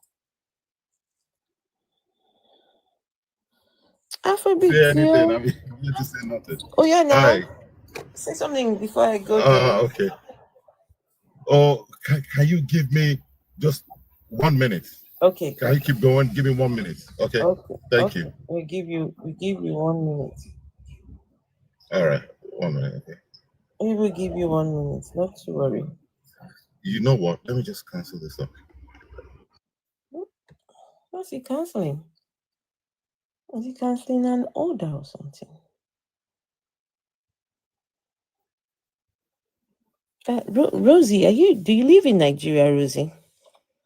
Yes, I do. I always love to hear people when you so from the Nigerian perspective, and you're able to figure this thing out. A lot of people they deconstruct. They say it's when they traveled, right? They saw how the other parts of the world live. They're like, this cannot be. This is not adding up at all. Are you available? Are you here now with us? Yes, I am. Yes, I am. All right, go on. All right. Yes, I like the topic of you're asking when did we deconstruct? I mean, what like was it? What was the thing that made you start? No, this thing don't make sense at all. I get. So I don't think I was actually constructed in the first place. Because as a kid, my dad was a Muslim, my mom was a Christian. They're both late now. So, and I read everything. I read a lot, you know. So I got confused one day and I asked my dad, based on everything, I can read Arabic, right? So I'm like, based on everything in this Quran, that means mommy is going to hellfire. He's like, no, we are all the same. We do. I'm like, but he says, if you don't believe in the messenger Muhammad, you are a kafiri, you are an infidel, and you will go to hell. It says it right there. But he's saying, no, mommy will not go to hell. We are all the same. I'm like, okay. So I went to mom. I'm like, okay, daddy does not believe in Jesus. That means daddy is going to hell. Like, no. We are the same. I'm like, I started, the wheels started turning in my head. Like, nah, there's something wrong here. And on the side, my dad also still does this, he has Baba that will come and bring some things and then you swallow it. He will come to, like if your Quran says you should not do this, but you are doing it, But I realized very quickly at a very young age that you don't argue with people on their beliefs, on their religion. They start looking at you all weird, and so I just keep quiet and just observe, right? I check whatever is going on. So I will follow my auntie to church. She goes to Salem. My mom goes to Methodist, and what I see in that Salem church is like way different from what's going on in my mom's church. After a while, I started realizing that people just look for something that makes them happy and they just stick to it. It has nothing to do with the truth. It has nothing to do with reality. People just pick what will make them happy or what will satisfy them at the moment, And that is where I just put religion at that time. And I was like 9 years old at the time that I said no. But I never tell anybody. I don't tell anybody that because I've realized that whenever I talk about issues like that, I'm being shut down. Or people say, they are afraid of me. Even kids, when I'm in school, when I'm telling people, my other classmates that, but this God thing, it doesn't exist. Oh man, some of them will go and report me to their parents. Oh my Sorry, goodness. I learned very early to keep quiet. Don't talk about it. Just let them be. Don't make noise. And for over 40 years, I'm over 45 now. It has always been like that. I really, I regret. The only regret I would say I have is I don't talk about it too much because I don't want to hurt people's feelings, and I don't want to. But it's just very clear that all this is just nonsense. And I like what you are doing because you use logic to explain to people, and these are simple logic that you can easily understand. Yes. But people are just so tied to this thing. They're tied to there's nothing. It's very hard to, using your word, deconstruct them, right?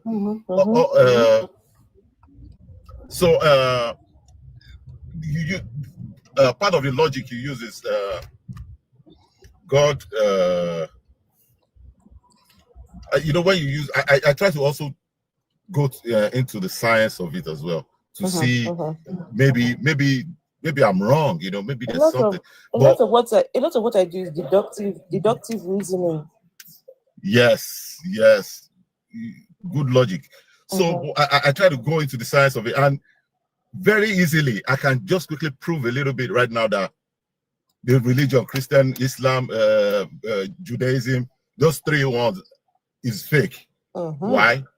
Because it is based on the fact, all three religions is based on the fact that a God told some people not to do some things, and those people did those things, and God got angry and he threw them out of the Garden of Eden. Now, there's only one word I want to pick out of that, and scientifically it just shows it's wrong, and that word is angry. What exactly is anger? Anger is just chemicals flowing in our veins that gives our brain some signals to act a certain way.